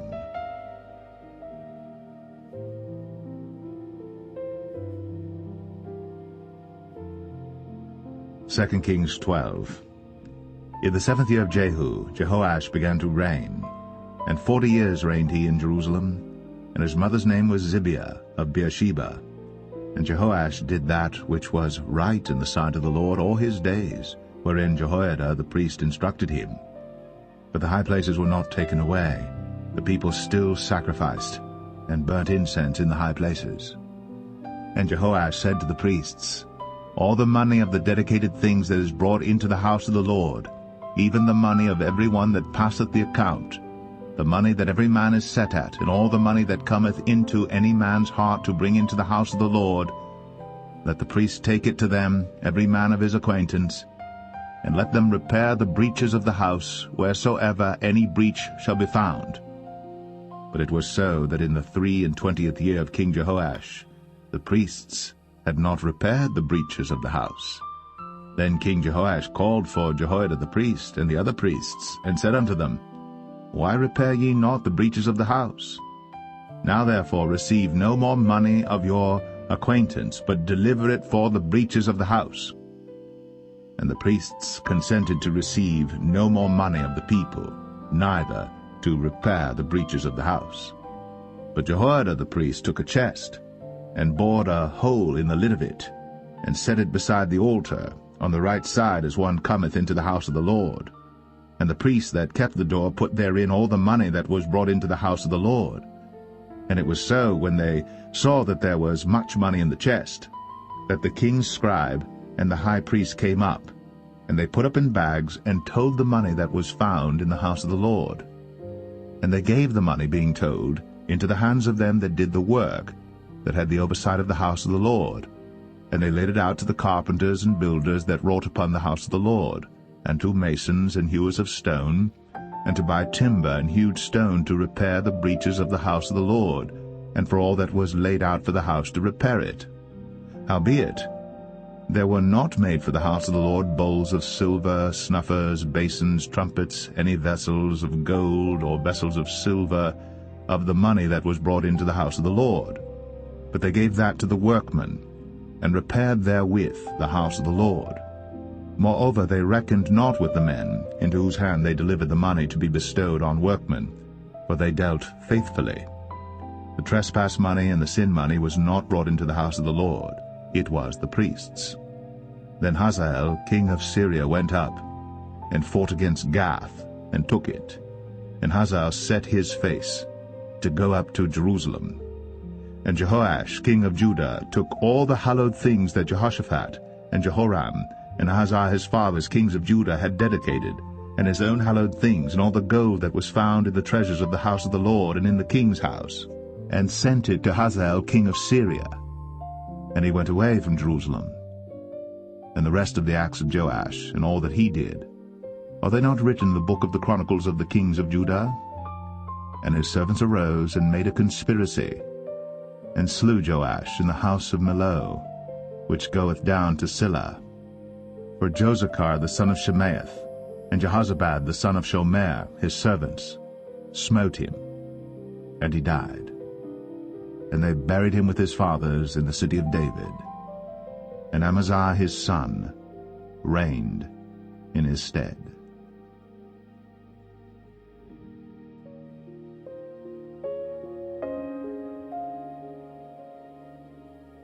Second Kings 13.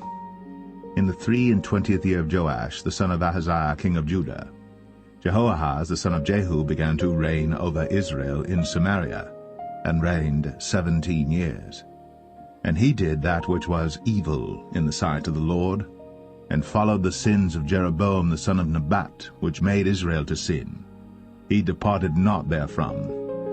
And the anger of the Lord was kindled against Israel, and he delivered them into the hand of Hazael king of Syria, and into the hand of Benhadad the son of Hazael all their days. And Jehoahaz besought the Lord, and the Lord hearkened unto him, for he saw the oppression of Israel, because the king of Syria oppressed them. And the Lord gave Israel a Saviour, so that they went out from under the hand of the Syrians, and the children of Israel dwelt in their tents as beforetime. Nevertheless, they departed not from the sins of the house of Jeroboam, who made Israel sin, but walked therein. And they remained at the grove also in Samaria. Neither did he leave of the people to Jehoahaz but 50 horsemen, and 10 chariots, and 10,000 footmen. But the king of Syria had destroyed them, and had made them like the dust by threshing. Now the rest of the acts of Jehoahaz, and all that he did, and his might, are they not written in the book of the chronicles of the kings of Israel? And Jehoahaz slept with his fathers, and they buried him in Samaria, and Joash his son reigned in his stead. In the 37th year of Joash king of Judah began Jehoash the son of Jehoahaz to reign over Israel in Samaria, and reigned 16 years. And he did that which was evil in the sight of the Lord. He departed not from all the sins of Jeroboam the son of Nebat, who made Israel sin, but he walked therein. And the rest of the acts of Joash, and all that he did, and his might wherewith he fought against Amaziah king of Judah, are they not written in the book of the chronicles of the kings of Israel? And Joash slept with his fathers, and Jeroboam sat upon his throne, and Joash was buried in Samaria with the kings of Israel. Now Elisha was fallen sick of his sickness whereof he died. And Joash the king of Israel came down unto him, and wept over his face, and said, O my father, the chariot of Israel, and the horsemen thereof. And Elisha said unto him, Take bow and arrows. And he took unto him bow and arrows. And he said to the king of Israel, Put thine hand upon the bow. And he put his hand upon it. And Elisha put his hands upon the king's hands. And he said, Open the window eastward. And he opened it. Then Elisha said, Shoot. And he shot. And he said, The arrow of the Lord's deliverance, and the arrow of deliverance from Syria. For thou shalt smite the Syrians in Aphek, till thou have consumed them. And he said, Take the arrows. And he took them. And he said unto the king of Israel, Smite upon the ground. And he smote thrice, and stayed. And the man of God was wroth with him, and said, Thou shouldst have smitten 5 or 6 times. Then hadst thou smitten Syria till thou hadst consumed it, whereas now thou shalt smite Syria but thrice. And Elisha died, and they buried him. And the bands of the Moabites invaded the land at the coming in of the year.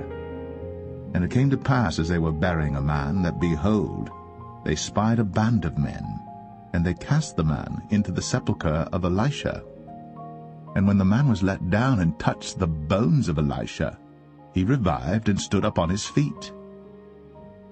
But Hazael, king of Syria, oppressed Israel all the days of Jehoahaz.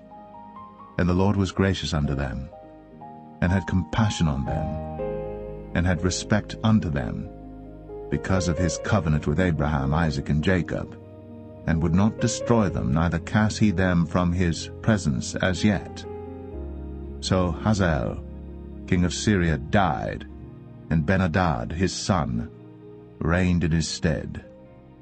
And Jehoash, the son of Jehoahaz, took again out of the hand of Ben-Hadad the son of Hazael the cities which he had taken out of the hand of Jehoahaz his father by war. 3 times did Joash beat him, and recovered the cities of Israel.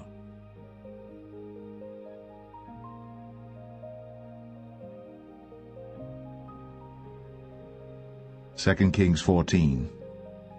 In the 2nd year of Joash, son of Jehoahaz, king of Israel, reigned Amaziah the son of Joash, king of Judah. He was 25 years old when he began to reign, and reigned 29 years in Jerusalem. And his mother's name was Jehoadan of Jerusalem. And he did that which was right in the sight of the Lord, yet not like David his father. He did according to all things as Joash his father did. Howbeit, the high places were not taken away. As yet the people did sacrifice, and burnt incense on the high places. And it came to pass, as soon as the kingdom was confirmed in his hand, that he slew his servants which had slain the king his father. But the children of the murderers he slew not, according unto that which is written in the book of the law of Moses, wherein the Lord commanded, saying, The fathers shall not be put to death for the children, nor the children be put to death for the fathers, but every man shall be put to death for his own sin. He slew of Edom in the valley of Salt 10,000, and took Selah by war, and called the name of it Joktheel unto this day. Then Amaziah sent messengers to Jehoash the son of Jehoahaz, son of Jehu, king of Israel, saying, Come, let us look one another in the face. And Jehoash, the king of Israel, sent to Amaziah king of Judah, saying, The thistle that was in Lebanon sent to the cedar that was in Lebanon, saying, Give thy daughter to my son to wife. And there passed by a wild beast that was in Lebanon, and trod down the thistle. Thou hast indeed smitten Edom, and thine heart hath lifted thee up. Glory of this, and tarry at home. For why shouldst thou meddle to thy hurt, that thou shouldst fall, even thou, and Judah with thee? But Amaziah would not hear. Therefore Jehoash, king of Israel, went up, and he and Amaziah king of Judah looked one another in the face at Beth-shemesh, which belongeth to Judah.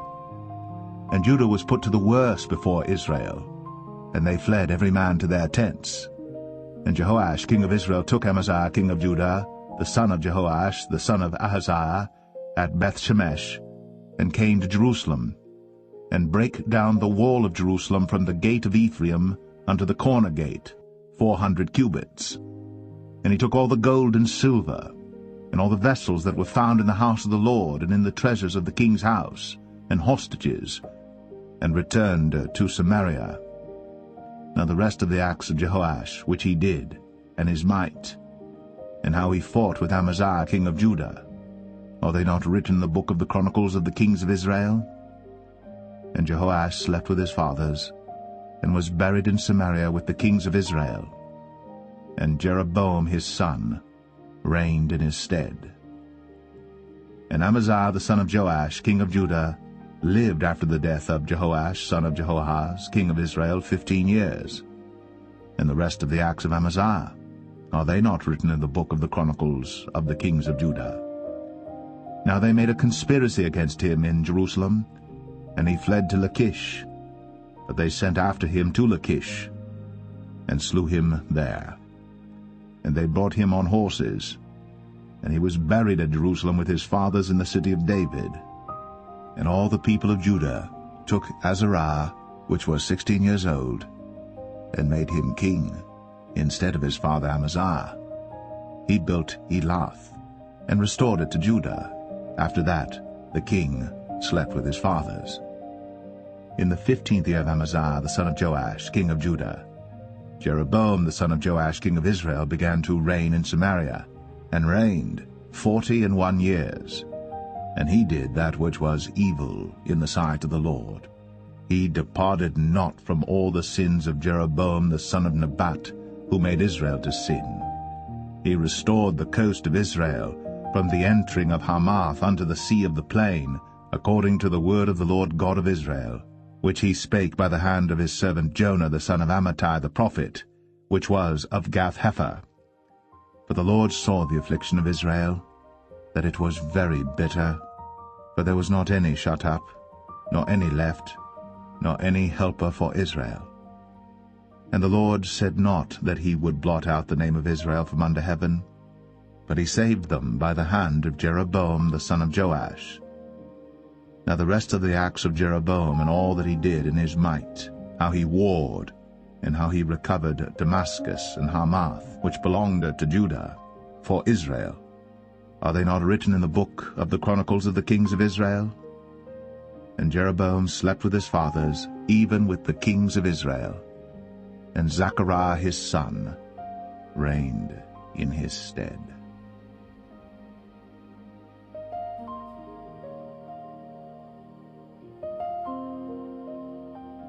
2 Kings 15. In the 27th year of Jeroboam king of Israel began Azariah son of Amaziah king of Judah to reign. 16 years old was he when he began to reign, and he reigned 52 years in Jerusalem, and his mother's name was Jechaliah of Jerusalem. And he did that which was right in the sight of the Lord, according to all that his father Amaziah had done, save that the high places were not removed. The people sacrificed and burnt incense still on the high places. And the Lord smote the king, so that he was a leper unto the day of his death, and dwelt in a several house. And Jotham the king's son was over the house, judging the people of the land. And the rest of the acts of Azariah and all that he did, are they not written in the book of the Chronicles of the kings of Judah? So Azariah slept with his fathers, and they buried him with his fathers in the city of David, and Jotham his son reigned in his stead.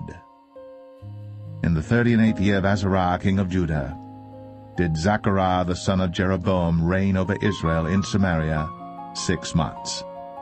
And he did that which was evil in the sight of the Lord, as his fathers had done. He departed not from the sins of Jeroboam the son of Nebat, who made Israel to sin. And Shallum the son of Jabesh conspired against him, and smote him before the people, and slew him, and reigned in his stead.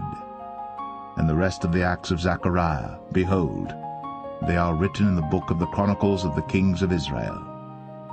This was the word of the Lord, which he spake unto Jehu, saying, Thy sons shall sit on the throne of Israel unto the 4th generation. And so it came to pass. Shallum, the son of Jabesh, began to reign in the 39th year of Uzziah king of Judah. And he reigned a full month in Samaria. For Menahem the son of Gadai went up from Tirzah, and came to Samaria, and smote Shallum the son of Jabesh in Samaria, and slew him, and reigned in his stead. And the rest of the acts of Shallum, and his conspiracy which he made, behold, they are written in the book of the chronicles of the kings of Israel. Then Menahem smote Tiphsah, and all that were therein, and the coasts thereof from Tirzah, because they opened not to him. Therefore he smote it, and all the women therein that were with child he ripped up. In the 39th year of Azariah king of Judah began Menahem the son of Gadai to reign over Israel, and reigned 10 years in Samaria. And he did that which was evil in the sight of the Lord. He departed not all his days from the sins of Jeroboam the son of Nebat, who made Israel to sin. And Pul, the king of Assyria, came against the land. And Menahem gave Pul 1,000 talents of silver, that his hand might be with him to confirm the kingdom in his hand. And Menahem exacted the money of Israel, even of all the mighty men of wealth, of each man 50 shekels of silver, to give to the king of Assyria. So the king of Assyria turned back, and stayed not there in the land. And the rest of the acts of Menahem, and all that he did, are they not written in the book of the chronicles of the kings of Israel?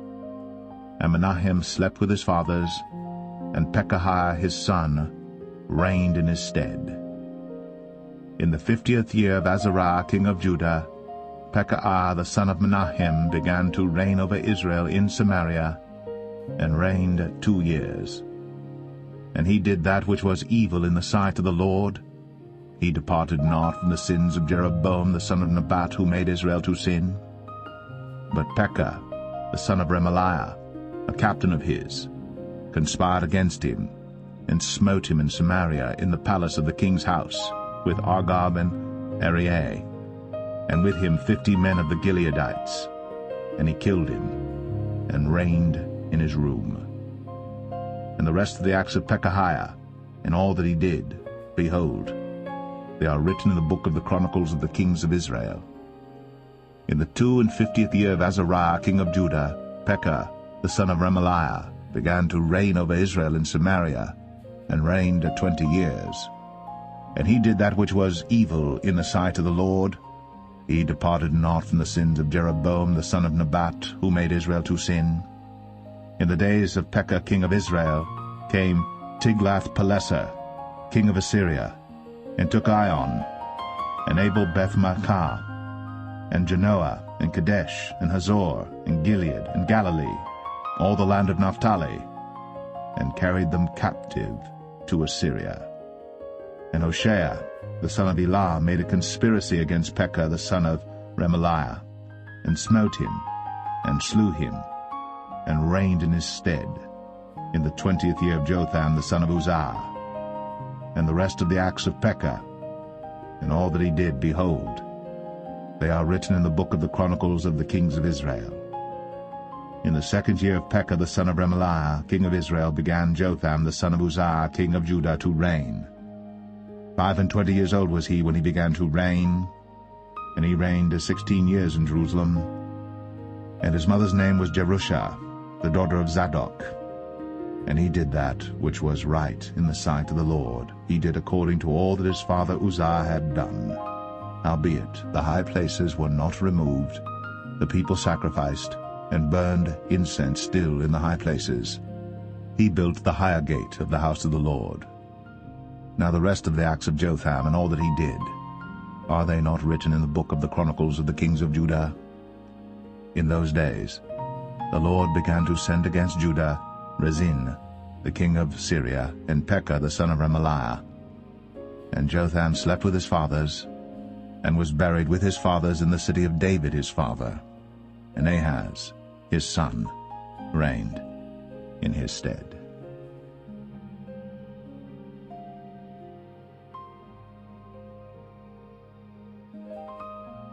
Second Kings 16. In the 17th year of Pekah the son of Remaliah, Ahaz the son of Jotham, king of Judah, began to reign. 20 years old was Ahaz when he began to reign, and reigned 16 years in Jerusalem, and did not that which was right in the sight of the Lord his God, like David his father. But he walked in the way of the kings of Israel, yea, and made his son to pass through the fire according to the abominations of the heathen, whom the Lord cast out from before the children of Israel. And he sacrificed and burnt incense in the high places, and on the hills, and under every green tree. Then Rezin, king of Syria, and Pekah, son of Remaliah, king of Israel, came up to Jerusalem to war. And they besieged Ahaz, but could not overcome him. At that time Rezin, king of Syria, recovered Elath to Syria, and drave the Jews from Elath. And the Syrians came to Elath, and dwelt there unto this day. So Ahaz sent messengers to Tiglath-Pileser, king of Assyria, saying, I am thy servant and thy son. Come up and save me out of the hand of the king of Syria, and out of the hand of the king of Israel, which rise up against me.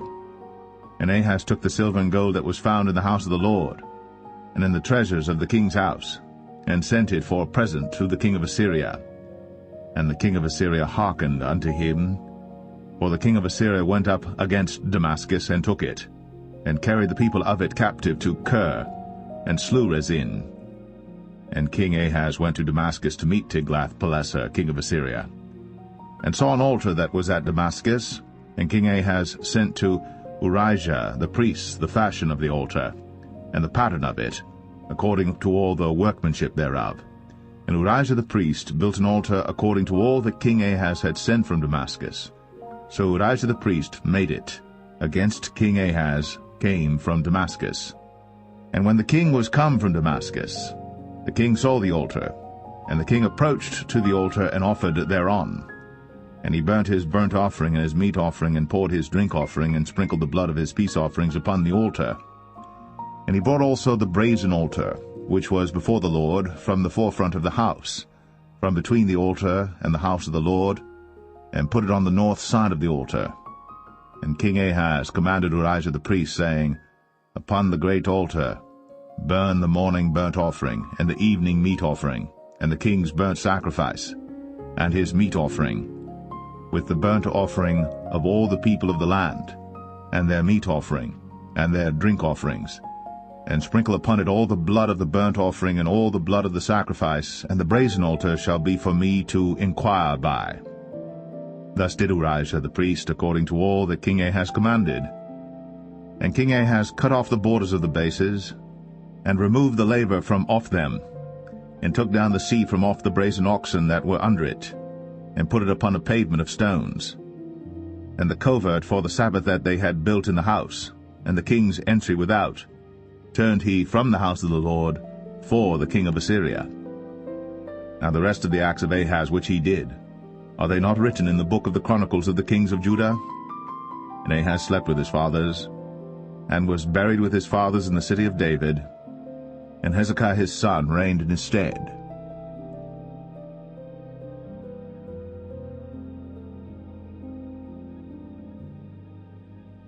Second Kings 17. In the 12th year of Ahaz king of Judah began Hoshea the son of Elah to reign in Samaria over Israel 9 years. And he did that which was evil in the sight of the Lord, but not as the kings of Israel that were before him. Against him came up Shalmaneser king of Assyria, and Hoshea became his servant, and gave him presents. And the king of Assyria found conspiracy in Hoshea, for he had sent messengers to So king of Egypt, and brought no present to the king of Assyria, as he had done year by year. Therefore the king of Assyria shut him up, and bound him in prison. Then the king of Assyria came up throughout all the land, and went up to Samaria, and besieged it 3 years. In the 9th year of Hoshea the king of Assyria took Samaria, and carried Israel away into Assyria, and placed them in Halah and in Habor, by the river of Gozan, and in the cities of the Medes. For so it was that the children of Israel had sinned against the Lord their God, which had brought them up out of the land of Egypt, from under the hand of Pharaoh king of Egypt, and had feared other gods, and walked in the statutes of the heathen, whom the Lord cast out from before the children of Israel, and of the kings of Israel which they had made. And the children of Israel did secretly those things that were not right against the Lord their God, and they built them high places in all their cities, from the tower of the watchman to the fenced city. And they set them up images and groves in every high hill, and under every green tree. And there they burnt incense in all the high places, as did the heathen whom the Lord carried away before them, and wrought wicked things to provoke the Lord to anger. For they served idols, whereof the Lord had said unto them, Ye shall not do this thing. Yet the Lord testified against Israel and against Judah by all the prophets, and by all the seers, saying, Turn ye from your evil ways, and keep my commandments and my statutes, according to all the law which I commanded your fathers, and which I sent to you by my servants the prophets. Notwithstanding they would not hear, but hardened their necks, like to the neck of their fathers, that did not believe in the Lord their God. And they rejected his statutes and his covenant that he made with their fathers, and his testimonies which he testified against them. And they followed vanity, and became vain, and went after the heathen that were round about them, concerning whom the Lord had charged them that they should not do like them.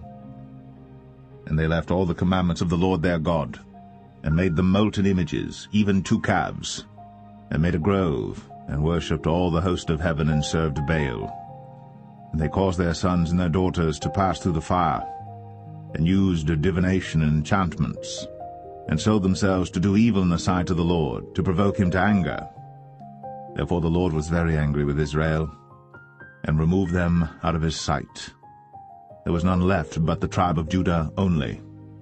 Also Judah kept not the commandments of the Lord their God, but walked in the statutes of Israel which they made. And the Lord rejected all the seed of Israel, and afflicted them, and delivered them into the hand of spoilers, until he had cast them out of his sight. For he rent Israel from the house of David, and they made Jeroboam the son of Nebat king. And Jeroboam drave Israel from following the Lord, and made them sin a great sin. For the children of Israel walked in all the sins of Jeroboam which he did. They departed not from them, until the Lord removed Israel out of his sight, as he had said by all his servants the prophets. So was Israel carried away out of their own land to Assyria unto this day. And the king of Assyria brought men from Babylon, and from Cuthah, and from Avah, and from Hamath, and from Sepharvaim, and placed them in the cities of Samaria instead of the children of Israel. And they possessed Samaria, and dwelt in the cities thereof. And so it was at the beginning of their dwelling there, that they feared not the Lord. Therefore the Lord sent lions among them, which slew some of them.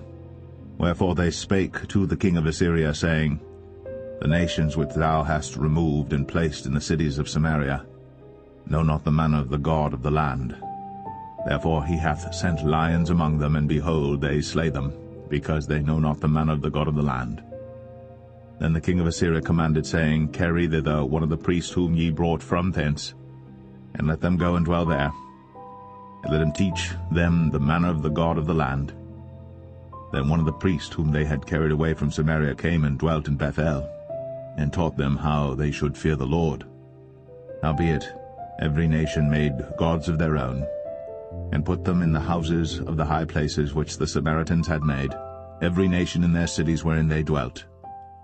And the men of Babylon made Succoth-Benoth, and the men of Cuth made Nergal, and the men of Hamath made Ashima, and the Avites made Nibhaz and Tartak, and the Sepharvites burnt their children in fire to Adramelech and Anamelech, the gods of Sepharvaim. So they feared the Lord, and made unto themselves of the lowest of them priests of the high places, which sacrificed for them in the houses of the high places. They feared the Lord, and served their own gods, after the manner of the nations whom they carried away from thence. Unto this day they do after the former manners, They fear not the Lord, neither do they after their statutes or after their ordinances, or after the law and commandment which the Lord commanded the children of Jacob, whom he named Israel, with whom the Lord had made a covenant, and charged them, saying, Ye shall not fear other gods, nor bow yourselves to them, nor serve them, nor sacrifice to them. But the Lord who brought you up out of the land of Egypt with great power and a stretched out arm, him shall ye fear, and him shall ye worship, and to him shall ye do sacrifice. And the statutes and the ordinances and the law and the commandment, which he wrote for you, ye shall observe to do for evermore, and ye shall not fear other gods. And the covenant that I have made with you ye shall not forget, neither shall ye fear other gods. But the Lord your God ye shall fear, and he shall deliver you out of the hand of all your enemies. Howbeit they did not hearken, but they did after their former manner. So these nations feared the Lord, and served their graven images, both their children and their children's children, as did their fathers, so do they unto this day.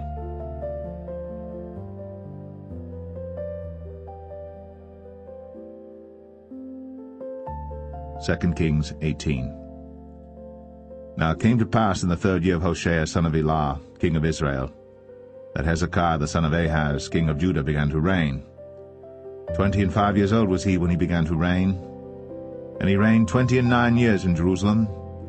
His mother's name also was Abi, the daughter of Zechariah. And he did that which was right in the sight of the Lord, according to all that David his father did. He removed the high places, and brake the images, and cut down the groves, and brake in pieces the brazen serpent that Moses had made. For unto those days the children of Israel did burn incense to it. And he called it Nehushtan. He trusted in the Lord God of Israel, so that after him was none like him among all the kings of Judah, nor any that were before him. For he clave to the Lord, and departed not from following him, but kept his commandments which the Lord commanded Moses. And the Lord was with him, and he prospered whithersoever he went forth. And he rebelled against the king of Assyria, and served him not. He smote the Philistines even unto Gaza, and the borders thereof, from the tower of the watchman to the fenced city. And it came to pass in the 4th year of King Hezekiah, which was the 7th year of Hoshea, son of Elah, king of Israel, that Shalmaneser, king of Assyria, came up against Samaria, and besieged it. And at the end of 3 years they took it. Even in the 6th year of Hezekiah, that is the 9th year of Hoshea, king of Israel, Samaria was taken. And the king of Assyria did carry away Israel unto Assyria, and put them in Halah, and in Habor by the river of Gozan, and in the cities of the Medes, because they obeyed not the voice of the Lord their God, but transgressed his covenant, and all that Moses the servant of the Lord commanded, and would not hear them, nor do them. Now in the 14th year of King Hezekiah did Sennacherib king of Assyria come up against all the fenced cities of Judah, and took them. And Hezekiah king of Judah sent to the king of Assyria to Lachish, saying, I have offended, return from me, that which thou puttest on me will I bear. And the king of Assyria appointed unto Hezekiah king of Judah 300 talents of silver, and 30 talents of gold. And Hezekiah gave him all the silver that was found in the house of the Lord, and in the treasures of the king's house. At that time did Hezekiah cut off the gold from the doors of the temple of the Lord, and from the pillars which Hezekiah king of Judah had overlaid, and gave it to the king of Assyria. And the king of Assyria sent Tartan, and Rabsaris, and Rabshakeh from Lachish to King Hezekiah with a great host against Jerusalem. And they went up and came to Jerusalem. And when they were come up, they came and stood by the conduit of the upper pool, which is in the highway of the fuller's field. And when they had called to the king, there came out to them Eliakim the son of Hilkiah, which was over the household, and Shebna the scribe, and Joah the son of Asaph the recorder. And Rabshakeh said unto them, Speak ye now to Hezekiah. Thus saith the great king, the king of Assyria, What confidence is this wherein thou trustest? Thou sayest, But they are but vain words. I have counsel and strength for the war. Now on whom dost thou trust, that thou rebellest against me? Now behold, thou trustest upon the staff of this bruised reed, even upon Egypt, on which if a man lean, it will go into his hand and pierce it. So is Pharaoh king of Egypt unto all that trust on him. But if ye say unto me, We trust in the Lord our God, is not that he whose high places and whose altars Hezekiah hath taken away, and hath said to Judah and Jerusalem, Ye shall worship before this altar in Jerusalem?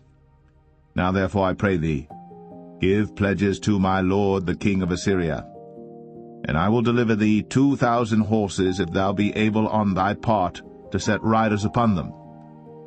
How then wilt thou turn away the face of one captain of the least of my master's servants, and put thy trust on Egypt for chariots and for horsemen? Am I now come up without the Lord against this place to destroy it? The Lord said to me, Go up against this land and destroy it. Then said Eliakim the son of Hilkiah, and Shebna, and Joah, unto Rabshakeh, Speak, I pray thee, to thy servants in the Syrian language, for we understand it, and talk not with us in the Jews' language in the ears of the people that are on the wall. But Rabshakeh said unto them, Hath my master sent me to thy master, and to thee to speak these words? Hath he not sent me to the men which sit on the wall, that they may eat their own dung and drink their own piss with you? Then Rabshakeh stood and cried with a loud voice in the Jews' language, and spake, saying, Hear the word of the great king, the king of Assyria.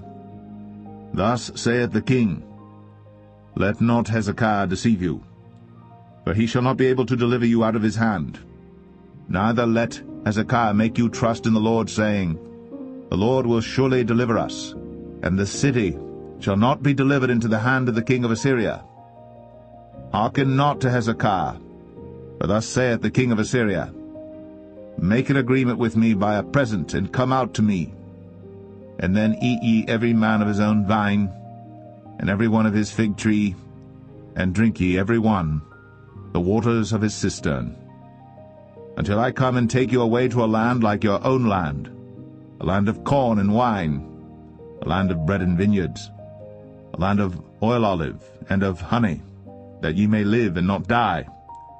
And hearken not unto Hezekiah, when he persuadeth you, saying, The Lord will deliver us. Hath any of the gods of the nations delivered at all his land out of the hand of the king of Assyria? Where are the gods of Hamath and of Arpad?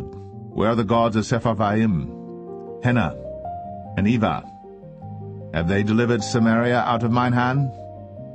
Who are they among all the gods of the countries that have delivered their country out of mine hand, that the Lord should deliver Jerusalem out of mine hand? But the people held their peace, and answered him not a word, for the king's commandment was, saying, Answer him not.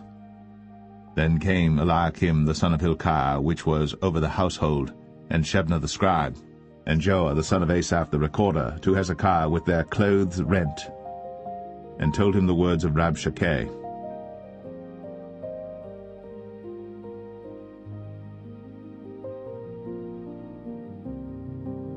Second Kings 19. And it came to pass, when King Hezekiah heard it, that he rent his clothes, and covered himself with sackcloth, and went into the house of the Lord. And he sent Eliakim, which was over the household, and Shebna the scribe, and the elders of the priests, covered with sackcloth, to Isaiah the prophet, the son of Amoz. And they said unto him, Thus saith Hezekiah, This day is a day of trouble, and of rebuke and blasphemy, for the children are come to the birth, and there is not strength to bring forth. It may be the Lord thy God will hear all the words of Rabshakeh, whom the king of Assyria his master hath sent to reproach the living God, and will reprove the words which the Lord thy God hath heard. Wherefore lift up thy prayer for the remnant that are left. So the servants of King Hezekiah came to Isaiah. And Isaiah said unto them, Thus shall ye say to your master, Thus saith the Lord, Be not afraid of the words which thou hast heard, with which the servants of the king of Assyria have blasphemed me. Behold, I will send a blast upon him, and he shall hear a rumor, and shall return to his own land, and I will cause him to fall by the sword in his own land. So Rabshakeh returned, and found the king of Assyria warring against Libnah, for he had heard that he was departed from Lachish. And when he heard say of Tirhakah, king of Ethiopia, Behold, he is come out to fight against thee, he sent messages again unto Hezekiah, saying, Thus shall ye speak to Hezekiah, king of Judah, saying, Let not thy God in whom thou trustest deceive thee, saying, Jerusalem shall not be delivered into the hand of the king of Assyria. Behold, thou hast heard what the kings of Assyria have done to all lands by destroying them utterly, and shalt thou be delivered? Have the gods of the nations delivered them which my fathers have destroyed, as Gozan and Haran, and Rezeph, and the children of Eden, which were in Thelasar?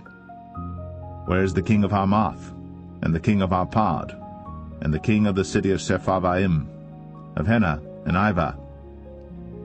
And Hezekiah received the letter of the hand of the messengers, and read it. And Hezekiah went up into the house of the Lord, and spread it before the Lord. And Hezekiah prayed before the Lord, and said, O Lord God of Israel, which dwellest between the cherubims, thou art the God, even thou alone, of all the kingdoms of the earth. Thou hast made heaven and earth.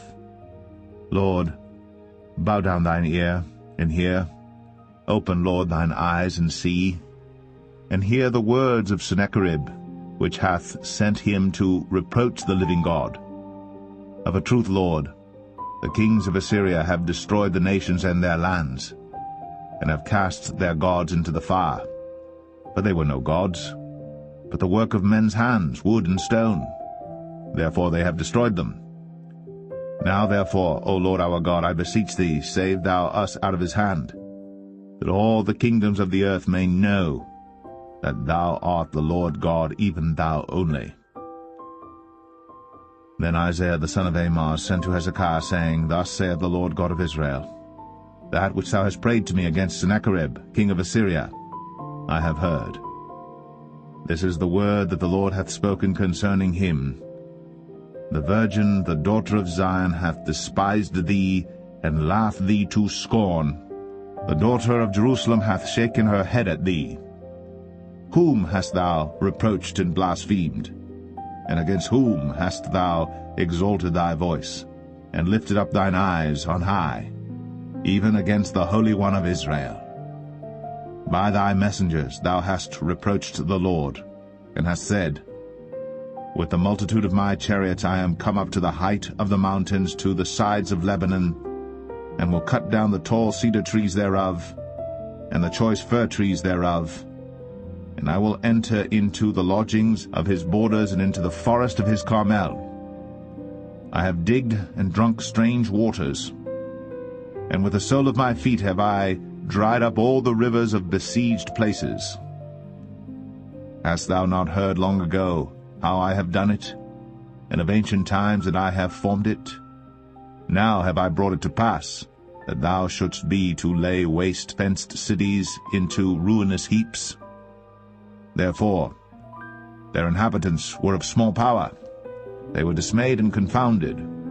They were as the grass of the field, and as the green herb, as the grass on the housetops, and as corn blasted before it be grown up. But I know thy abode, and thy going out and thy coming in, and thy rage against me, because thy rage against me and thy tumult is come up into mine ears. Therefore I will put my hook in thy nose, and my bridle in thy lips, and I will turn thee back by the way by which thou camest. And this shall be a sign unto thee. Ye shall eat this year such things as grow of themselves, in the second year that which springeth of the same. And in the third year sow ye and reap, and plant vineyards, and eat the fruits thereof. And the remnant that is escaped of the house of Judah shall yet again take root downward, and bear fruit upward. For out of Jerusalem shall go forth a remnant, and they that escape out of Mount Zion. The zeal of the Lord of hosts shall do this. Therefore thus saith the Lord concerning the king of Assyria, He shall not come into this city, nor shoot an arrow there, nor come before it with shield, nor cast a bank against it. By the way that he came, by the same shall he return, and shall not come into this city, saith the Lord. For I will defend this city to save it, for mine own sake, and for my servant David's sake. And it came to pass that night, that the angel of the Lord went out, and smote in the camp of the Assyrians 180,500. And when they arose early in the morning, behold, they were all dead corpses. So Sennacherib king of Assyria departed, and went, and returned, and dwelt at Nineveh. And it came to pass, as he was worshipping in the house of Nisroch his god, that Adramelech and Sharezer his sons smote him with the sword, and they escaped into the land of Armenia. And Esarhaddon his son reigned in his stead.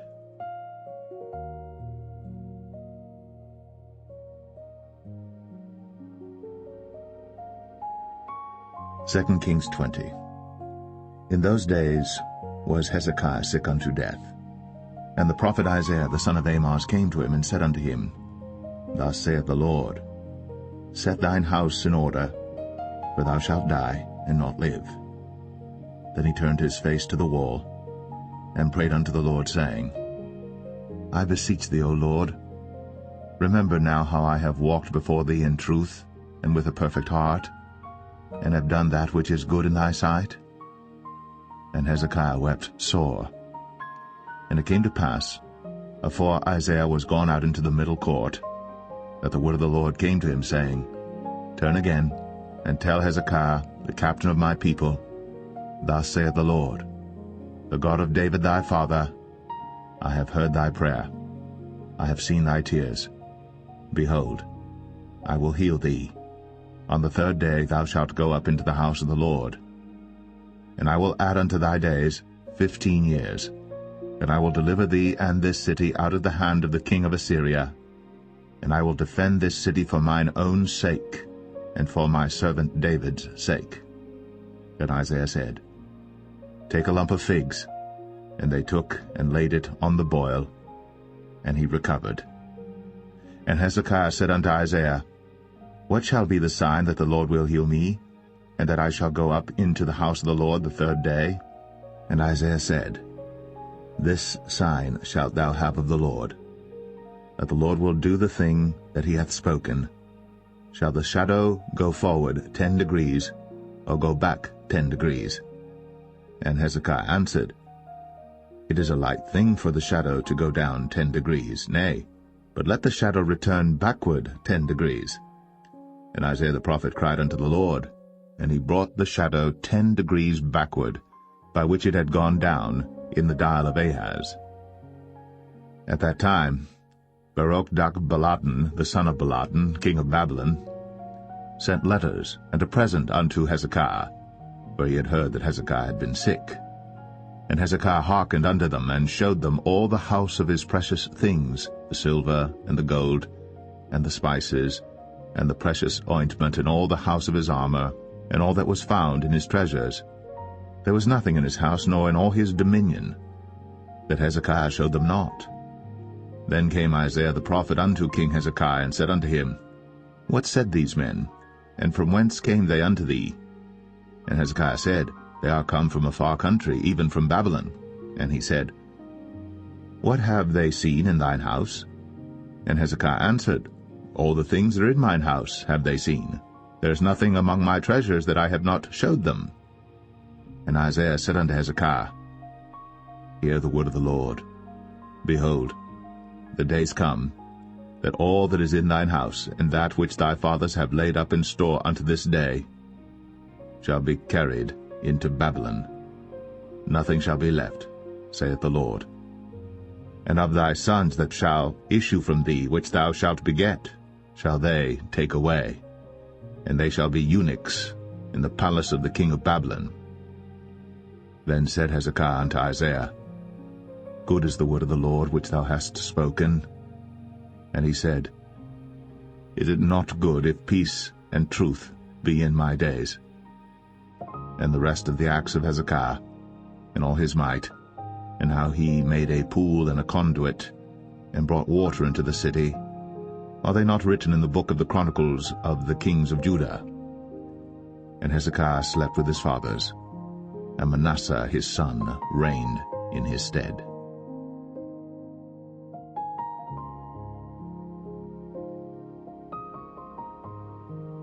Second Kings 21. Manasseh was 12 years old when he began to reign, and reigned 55 years in Jerusalem. And his mother's name was Hephzibah. And he did that which was evil in the sight of the Lord, after the abominations of the heathen whom the Lord cast out before the children of Israel. For he built up again the high places which Hezekiah his father had destroyed. And he reared up altars for Baal, and made a grove, as did Ahab king of Israel, and worshipped all the host of heaven, and served them. And he built altars in the house of the Lord, of which the Lord said, In Jerusalem will I put my name. And he built altars for all the host of heaven in the two courts of the house of the Lord. And he made his son pass through the fire, and observed times, and used enchantments, and dealt with familiar spirits and wizards. He wrought much wickedness in the sight of the Lord, to provoke him to anger. And he set a graven image of the grove that he had made in the house, of which the Lord said to David and to Solomon his son, In this house and in Jerusalem, which I have chosen out of all tribes of Israel, will I put my name forever. Neither will I make the feet of Israel move any more out of the land which I gave their fathers, only if they will observe to do according to all that I have commanded them, and according to all the law that my servant Moses commanded them. But they hearkened not. And Manasseh seduced them to do more evil than did the nations whom the Lord destroyed before the children of Israel. And the Lord spake by his servants the prophets, saying, Because Manasseh king of Judah hath done these abominations, and hath done wickedly above all that the Amorites did which were before him, and hath made Judah also to sin with his idols. Therefore thus saith the Lord God of Israel, Behold, I am bringing such evil upon Jerusalem and Judah, that whosoever heareth of it, both his ears shall tingle. And I will stretch over Jerusalem the line of Samaria, and the plummet of the house of Ahab. And I will wipe Jerusalem as a man wipeth a dish, wiping it and turning it upside down. And I will forsake the remnant of mine inheritance, and deliver them into the hand of their enemies. And they shall become a prey and a spoil to all their enemies. Because they have done that which was evil in my sight, and have provoked me to anger, since the day their fathers came forth out of Egypt, even unto this day. Moreover, Manasseh shed innocent blood very much, till he had filled Jerusalem from one end to another, beside his sin wherewith he made Judah to sin, in doing that which was evil in the sight of the Lord.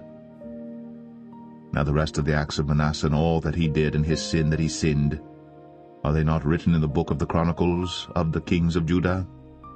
And Manasseh slept with his fathers, and was buried in the garden of his own house, in the garden of Uzzah, and Amon his son reigned in his stead. Amon was 22 years old when he began to reign, and he reigned 2 years in Jerusalem. And his mother's name was Meshullemeth, the daughter of Haruz of Jotbah. And he did that which was evil in the sight of the Lord, as his father Manasseh did. And he walked in all the way that his father walked in, and served the idols that his father served, and worshipped them. And he forsook the Lord God of his fathers, and walked not in the way of the Lord. And the servants of Amon conspired against him, and slew the king in his own house. And the people of the land slew all them that had conspired against King Amon. And the people of the land made Josiah his son king in his stead. Now the rest of the acts of Amon which he did, are they not written in the book of the Chronicles of the kings of Judah? And he was buried in his sepulchre in the garden of Uzzah, and Josiah his son reigned in his stead.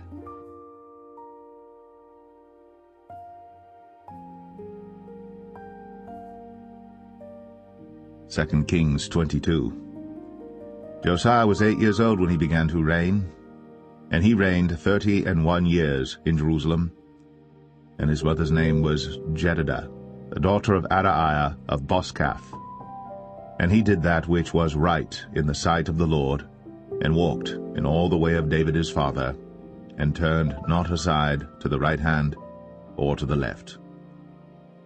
And it came to pass in the 18th year of King Josiah that the king sent Shaphan the son of Azaliah, the son of Meshullam, the scribe, to the house of the Lord, saying, Go up to Hilkiah the high priest, that he may sum the silver which is brought into the house of the Lord, which the keepers of the door have gathered of the people, and let them deliver it into the hand of the doers of the work that have the oversight of the house of the Lord, and let them give it to the doers of the work which is in the house of the Lord to repair the breaches of the house, unto carpenters and builders and masons, and to buy timber and hewn stone to repair the house. Howbeit there was no reckoning made with them of the money that was delivered into their hand, because they dealt faithfully.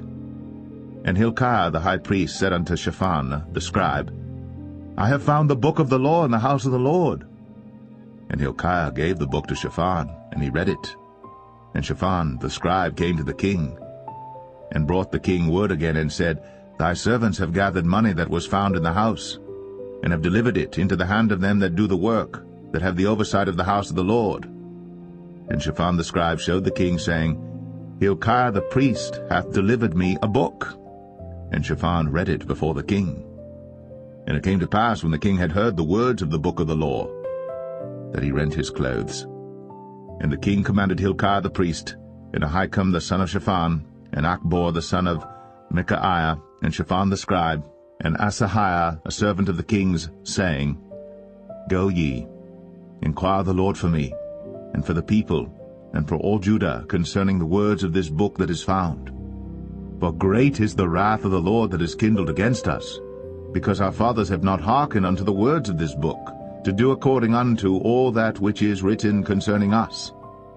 So Hilkiah the priest, and Ahikam, and Achbor, and Shaphan, and Asahiah went unto Huldah the prophetess, the wife of Shallum the son of Tikvah, the son of Harhas, keeper of the wardrobe.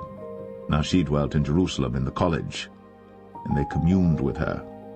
And she said unto them, Thus saith the Lord God of Israel, Tell the man that sent you to me, Thus saith the Lord, Behold, I will bring evil upon this place and upon the inhabitants thereof, even all the words of the book which the king of Judah hath read, because they have forsaken me, and have burned incense unto other gods, that they might provoke me to anger with all the works of their hands.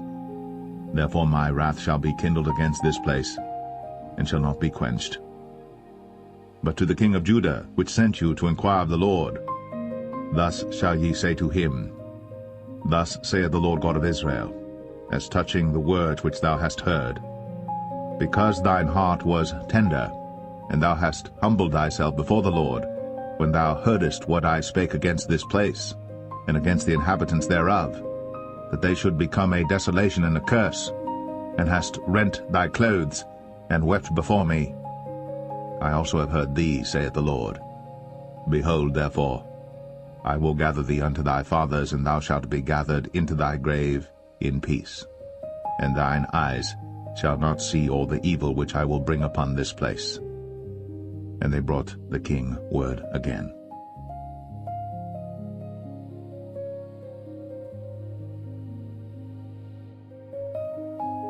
2 Kings 23. And the king sent, and they gathered unto him all the elders of Judah and of Jerusalem. And the king went up into the house of the Lord, and all the men of Judah, and all the inhabitants of Jerusalem with him, and the priests and the prophets, and all the people, both small and great. And he read in their ears all the words of the book of the covenant which was found in the house of the Lord. And the king stood by a pillar, and made a covenant before the Lord to walk after the Lord, and to keep his commandments and his testimonies and his statutes with all their heart and all their soul, to perform the words of this covenant that were written in this book. And all the people stood to the covenant. And the king commanded Hilkiah the high priest, and the priests of the second order, and the keepers of the door, to bring forth out of the temple of the Lord all the vessels that were made for Baal, and for the grove, and for all the host of heaven. And he burned them without Jerusalem in the fields of Kidron, and carried the ashes of them unto Bethel. And he put down the idolatrous priests, whom the kings of Judah had ordained to burn incense in the high places in the cities of Judah, and in the places round about Jerusalem, them also that burned incense unto Baal, to the sun, and to the moon, and to the planets, and to all the hosts of heaven. And he brought out the grove from the house of the Lord without Jerusalem unto the brook Kidron, and burned it at the brook Kidron, and stamped it small to powder, and cast the powder thereof upon the graves of the children of the people. And he brake down the houses of the Sodomites, that were by the house of the Lord, where the women wove hangings for the grove. And he brought all the priests out of the cities of Judah, and defiled the high places where the priests had burned incense from Geba to Beersheba, and brake down the high places of the gates that were in the entering in of the gate of Joshua, the governor of the city, which were on a man's left hand at the gate of the city. Nevertheless the priests of the high places came not up to the altar of the Lord in Jerusalem, but they did eat of the unleavened bread among their brethren. And he defiled Topheth, which is in the valley of the children of Hinnom, that no man might make his son or his daughter to pass through the fire to Molech. And he took away the horses that the kings of Judah had given to the sun, at the entering in of the house of the Lord, by the chamber of Nathan-Melech, the chamberlain, which was in the suburbs, and burned the chariots of the sun with fire. And the altars that were on the top of the upper chamber of Ahaz, which the kings of Judah had made, and the altars which Manasseh had made in the two courts of the house of the Lord, did the king beat down, and break them down from thence, and cast the dust of them into the brook Kidron. And the high places that were before Jerusalem, which were on the right hand of the mount of corruption, which Solomon the king of Israel had builded for Ashtoreth, the abomination of the Zidonians, and for Chemosh, the abomination of the Moabites, and for Milcom, the abomination of the children of Ammon, did the king defile. And he brake in pieces the images, and cut down the groves, and filled their places with the bones of men. Moreover the altar that was at Bethel, and the high place which Jeroboam the son of Nebat, who made Israel to sin, had made, both that altar and the high place he brake down, and burned the high place, and stamped it small to powder, and burned the grove. And as Josiah turned himself, he spied the sepulchres that were there in the mount, and sent, and took the bones out of the sepulchres, and burned them upon the altar, and polluted it, according to the word of the Lord which the man of God proclaimed, who proclaimed these words. Then he said, What title is that I see? And the men of the city told him, It is the sepulchre of the man of God which came from Judah, and proclaimed these things that thou hast done against the altar of Bethel. And he said, Let him alone. Let no man move his bones. So they let his bones alone, with the bones of the prophet that came out of Samaria. And all the houses also of the high places that were in the cities of Samaria, which the kings of Israel had made to provoke the Lord to anger, Josiah took away, and did to them according to all the acts that he had done in Bethel. And he slew all the priests of the high places that were there upon the altars, and burned men's bones upon them, and returned to Jerusalem. And the king commanded all the people, saying, Keep the Passover unto the Lord your God, as it is written in the book of this covenant. Surely there was not holden such a Passover from the days of the judges that judged Israel, nor in all the days of the kings of Israel, nor of the kings of Judah, but in the 18th year of King Josiah, wherein this Passover was holden to the Lord in Jerusalem. Moreover the workers with familiar spirits, and the wizards, and the images, and the idols, and all the abominations that were spied in the land of Judah and in Jerusalem, did Josiah put away, that he might perform the words of the law which were written in the book that Hilkiah the priest found in the house of the Lord. And like unto him was there no king before him, that turned to the Lord with all his heart, and with all his soul, and with all his might, according to all the law of Moses, neither after him arose there any like him. Notwithstanding the Lord turned not from the fierceness of his great wrath, wherewith his anger was kindled against Judah, because of all the provocations that Manasseh had provoked him withal. And the Lord said, I will remove Judah also out of my sight, as I have removed Israel, and will cast off this city Jerusalem which I have chosen, and the house of which I said, My name shall be there. Now the rest of the acts of Josiah, and all that he did, Are they not written in the book of the Chronicles of the kings of Judah? In his days Pharaoh Necho, king of Egypt, went up against the king of Assyria to the river Euphrates. And King Josiah went against him, and he slew him at Megiddo when he had seen him. And his servants carried him in a chariot dead from Megiddo, and brought him to Jerusalem, and buried him in his own sepulchre. And the people of the land took Jehoahaz the son of Josiah, and anointed him, and made him king in his father's stead. Jehoahaz was 23 years old when he began to reign, and he reigned 3 months in Jerusalem. And his mother's name was Hamutal, the daughter of Jeremiah of Libnah. And he did that which was evil in the sight of the Lord, according to all that his fathers had done. And Pharaoh Necho put him in bands at Riblah in the land of Hamath, that he might not reign in Jerusalem, and put the land to a tribute of 100 talents of silver, and a talent of gold. And Pharaoh Necho made Eliakim the son of Josiah king in the room of Josiah his father, and turned his name to Jehoiakim, and took Jehoahaz away, and he came to Egypt and died there. And Jehoiakim gave the silver and the gold to Pharaoh, but he taxed the land to give the money according to the commandment of Pharaoh. He exacted the silver and the gold of the people of the land, of every one according to his taxation, to give it unto Pharaoh Necho.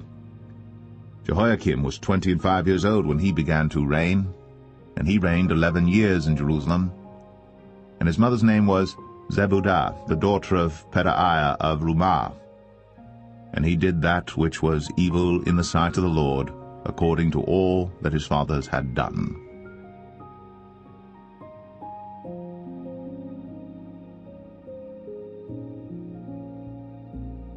Second Kings 24. In his days Nebuchadnezzar king of Babylon came up, and Jehoiakim became his servant 3 years. Then he turned and rebelled against him. And the Lord sent against him bands of the Chaldees, and bands of the Syrians, and bands of the Moabites, and bands of the children of Ammon, and sent them against Judah to destroy it, according to the word of the Lord which he spake by his servants the prophets. Surely at the commandment of the Lord came this upon Judah, to remove them out of his sight, for the sins of Manasseh according to all that he did, and also for the innocent blood that he shed. For he filled Jerusalem with innocent blood which the Lord would not pardon. Now the rest of the acts of Jehoiakim, and all that he did, are they not written in the book of the Chronicles of the kings of Judah? So Jehoiakim slept with his fathers, and Jehoiachin his son reigned in his stead. And the king of Egypt came not again any more out of his land, for the king of Babylon had taken from the river of Egypt unto the river Euphrates all that pertained to the king of Egypt. Jehoiachin was 18 years old when he began to reign, and he reigned in Jerusalem 3 months. And his mother's name was Nehushta, the daughter of Elnathan of Jerusalem. And he did that which was evil in the sight of the Lord, according to all that his father had done. At that time the servants of Nebuchadnezzar king of Babylon came up against Jerusalem, and the city was besieged. And Nebuchadnezzar king of Babylon came against the city, and his servants did besiege it. And Jehoiachin the king of Judah went out to the king of Babylon, he and his mother and his servants, and his princes and his officers. And the king of Babylon took him in the 8th year of his reign. And he carried out thence all the treasures of the house of the Lord, and the treasures of the king's house, and cut in pieces all the vessels of gold which Solomon king of Israel had made in the temple of the Lord, as the Lord had said. And he carried away all Jerusalem, and all the princes, and all the mighty men of valor, even 10,000 captives, and all the craftsmen and smiths, none remained, save the poorest sort of the people of the land. And he carried away Jehoiachin to Babylon, and the king's mother, and the king's wives, and his officers, and the mighty of the land. Those carried he into captivity from Jerusalem to Babylon. And all the men of might, even 7,000, and craftsmen and smiths 1,000, all that was strong and apt for war, even them the king of Babylon brought captive to Babylon. And the king of Babylon made Mattaniah his father's brother king in his stead, and changed his name to Zedekiah. Zedekiah was 21 years old when he began to reign, and he reigned 11 years in Jerusalem. And his mother's name was Hamutal, the daughter of Jeremiah of Libnah. And he did that which was evil in the sight of the Lord, according to all that Jehoiakim had done. For through the anger of the Lord it came to pass in Jerusalem and Judah, until he had cast them out from his presence, that Zedekiah rebelled against the king of Babylon.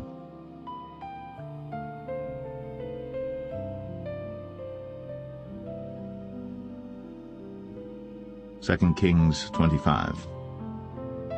And it came to pass in the 9th year of his reign, in the 10th month, in the 10th day of the month, that Nebuchadnezzar king of Babylon came, he and all his host, against Jerusalem, and pitched against it. And they built forts against it round about. And the city was besieged unto the 11th year of King Zedekiah. And on the 9th day of the 4th month the famine prevailed in the city, and there was no bread for the people of the land. And the city was broken up, and all the men of war fled by night by the way of the gate between two walls, which is by the king's garden. Now the Chaldees were against the city round about, and the king went the way toward the plain. And the army of the Chaldees pursued after the king, and overtook him in the plains of Jericho, and all his army was scattered from him. So they took the king, and brought him up to the king of Babylon, to Riblah, and they gave judgment upon him. And they slew the sons of Zedekiah before his eyes, and put out the eyes of Zedekiah, and bound him with fetters of brass, and carried him to Babylon. And in the 5th month, on the 7th day of the month, which is the 19th year of King Nebuchadnezzar king of Babylon, came Nebuzaradan, captain of the guard, a servant of the king of Babylon, unto Jerusalem. And he burnt the house of the Lord, and the king's house, and all the houses of Jerusalem, and every great man's house burnt he with fire. And all the army of the Chaldees that were with the captain of the guard brake down the walls of Jerusalem round about. Now the rest of the people that were left in the city, and the fugitives that fell away to the king of Babylon, with the remnant of the multitude, did Nebuzaradan, the captain of the guard, carry away. But the captain of the guard left of the poor of the land to be vine-dressers and husbandmen. And the pillars of brass that were in the house of the Lord, and the bases, and the brazen sea that was in the house of the Lord, did the Chaldees break in pieces, and carried the brass of them to Babylon. And the pots, and the shovels, and the snuffers, and the spoons, and all the vessels of brass wherewith they ministered, took they away. And the firepans, and the bowls, and such things as were of gold, in gold, and of silver, in silver, the captain of the guard took away. The 2 pillars, 1 sea, and the bases which Solomon had made for the house of the Lord, the brass of all these vessels was without weight. The height of the 1 pillar was 18 cubits, and the chapiter upon it was brass, and the height of the chapiter 3 cubits, and the wreathen work, and pomegranates upon the chapiter round about, all of brass, and like unto these had the 2nd pillar with wreathen work. And the captain of the guard took Seraiah the chief priest, and Zephaniah the 2nd priest, and the 3 keepers of the door. And out of the city he took an officer that was set over the men of war, and 5 men of them that were in the king's presence, which were found in the city, and the principal scribe of the host, which mustered the people of the land, and 80 men of the people of the land that were found in the city. And Nebuzaradan, captain of the guard, took these, and brought them to the king of Babylon to Riblah. And the king of Babylon smote them, and slew them at Riblah in the land of Hamath. So Judah was carried away out of their land. And as for the people that remained in the land of Judah, whom Nebuchadnezzar king of Babylon had left, even over them he made Gedaliah the son of Ahikam, the son of Shaphan, ruler. And when all the captains of the armies, they and their men, heard that the king of Babylon had made Gedaliah governor, there came to Gedaliah to Mizpah, even Ishmael the son of Nethaniah, and Johanan the son of Kareah, and Zeraiah the son of Tanhumeth the Netophathite, and Jaazaniah the son of a Maacathite, they and their men. And Gedaliah sware to them, and to their men, and said unto them, Fear not to be the servants of the Chaldees, dwell in the land, and serve the king of Babylon, and it shall be well with you.